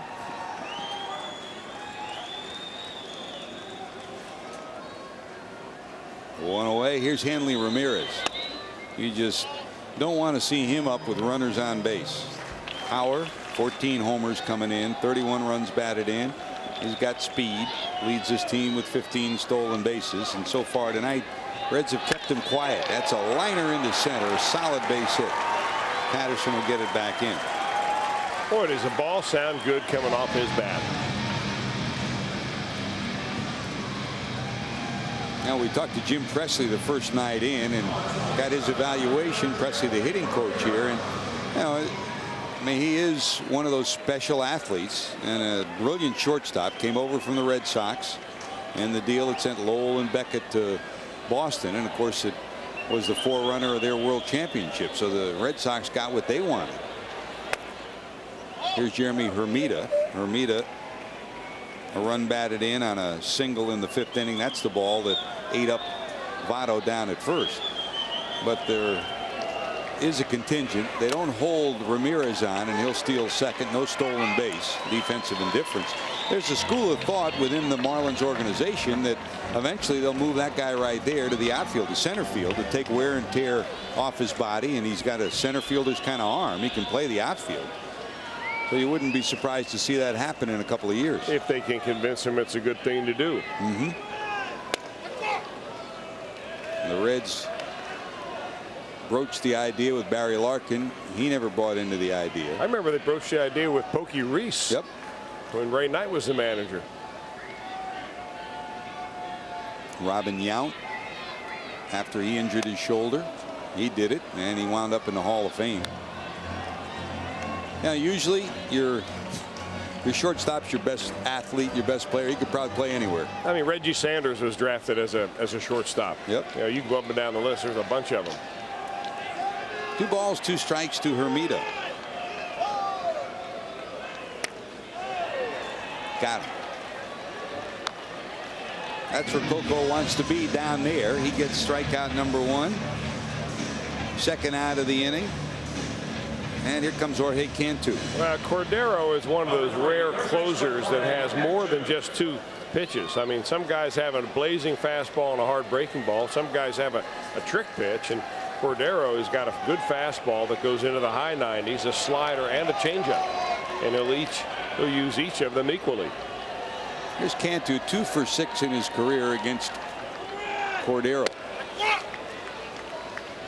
Cordero's been more than just a closer for this Reds team this year. He rallied so many of the young pitchers in spring training. He's taken Edinson Volquez and Johnny Cueto under his wing during the regular season. And in that 18-inning game, he volunteered to, if Dusty Baker would let him, go 3 or 4 innings. That's a shot down to short. Giannis has it. That'll do it. Take care of it, and the Reds salvage 2 games in the series. They split it, taking the final game on a night where Paul Bacco's a hero with 2 homers and 5 runs knotted in. And for the Reds, Ken Griffey Jr. hits career home run number 600. We've got a whole lot more to talk about when we return. The story and saga of Junior's 600 and a whole lot more after this. 3 hours and 9 minutes of baseball that a lot of folks will never forget. 16,003 in the ballpark here in South Florida. Ken Griffey Jr. hits career home run number 600. Edinson Volquez gets the win. The Reds win it. 9 runs, 11 hits in an error, 4, 5, and 3 for Florida. A night to be remembered for a long time, Chris. Oh, no doubt about that, George. A night that we waited for a while, and I'm sure Junior feels like a great weight lifted off his shoulder as he got number 600. Now on to 601 and beyond. The good thing about it was it came in a Reds win.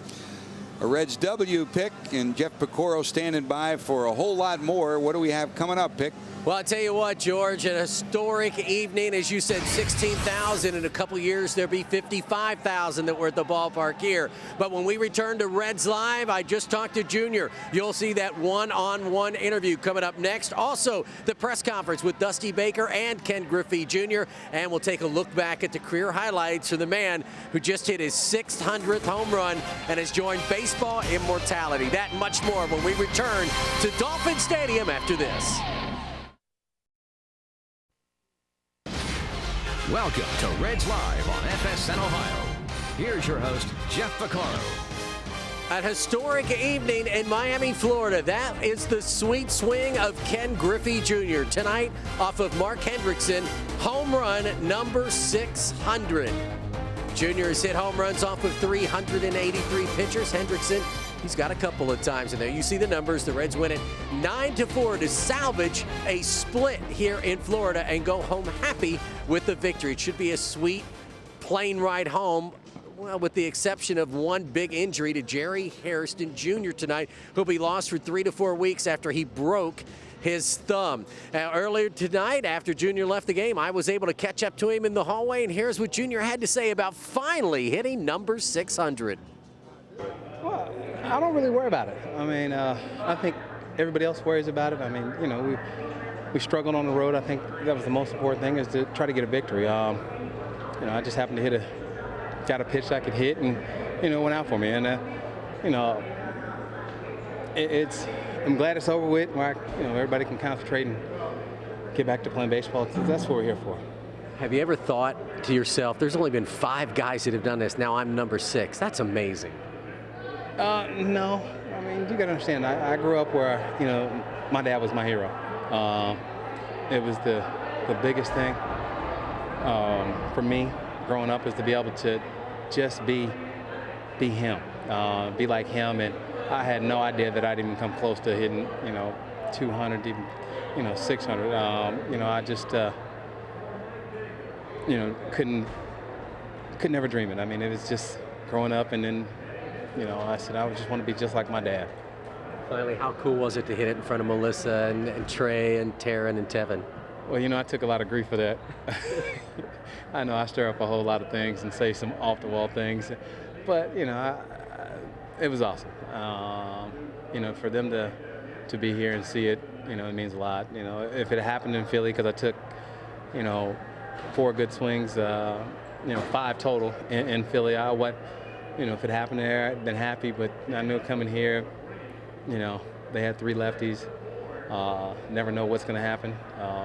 You know, got a pitch, I could hit it out, and, you know, everybody started laughing, and, you know, I looked up there and they're giggling, and, you know, I'm glad that I could see Trey in the dugout finally.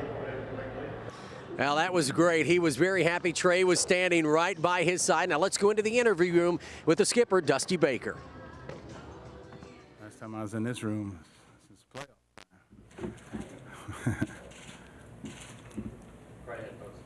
Yep. Well, I mean, it was awesome. I tell you, every time you see a milestone like that, it doesn't take away from any of the others. It just adds on to it. And I'm very pleased and proud to be, you know, the manager here when Junior reached that milestone. And he told me he was going to do it. He said, "Hey, man, I'm gonna do it," and he did it. And he says, "I keep my word." That's the first thing he told me. I always keep my word. Well, yesterday, I think, but he says, "I'm going to keep my word," so that's what he told me. I kept my word. Dusty, you said yesterday he told you he was going to do it tonight? No, I mean, he just told me he's going to do it. I mean, I was assuming it was today. You know what I mean? And so, like I said, I'm very, very happy and pleased to, you know, to witness this, along with some of the other great achievements and accomplishments that I've witnessed in my career. Oh, I don't remember when he told me. You know, Junior, he be talking stuff all the time. I'm just glad he did it, and I hope that when we get home, that, you know, everybody gives him a big welcome and love and appreciation, because that's a tremendous feat and honor.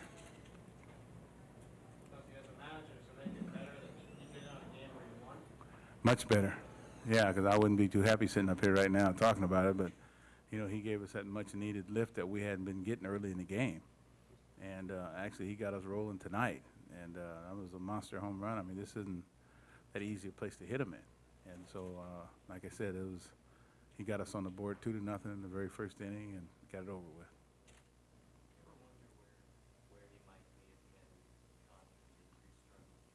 No, I don't think about that. You know, I'm just, like I said, I'm appreciative of where he is right now. You know, you start projecting and say where he'd be, that takes away from where he is. And so, no, I never think about that.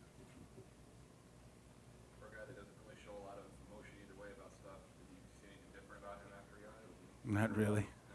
The guys are more happier for him than he was, actually. And you know, the fans appreciated it. You know, they were going to applaud until he came out. He came out, you know, tipped his hat to everybody around the stadium, and that's typical of Junior. Okay, thank you. When we return to Dolphin Stadium, we're going to hear from Ken Griffey Jr. and a little bit later, a very special piece put together. Beautiful highlights of Ken Griffey Jr.'s career. Beautiful piece put together by the people at FSN Ohio. We'll be back with much more when we return to Dolphin Stadium on this historic night. It's a Reds victory, 9-4 over the Marlins. We'll be back with more after this.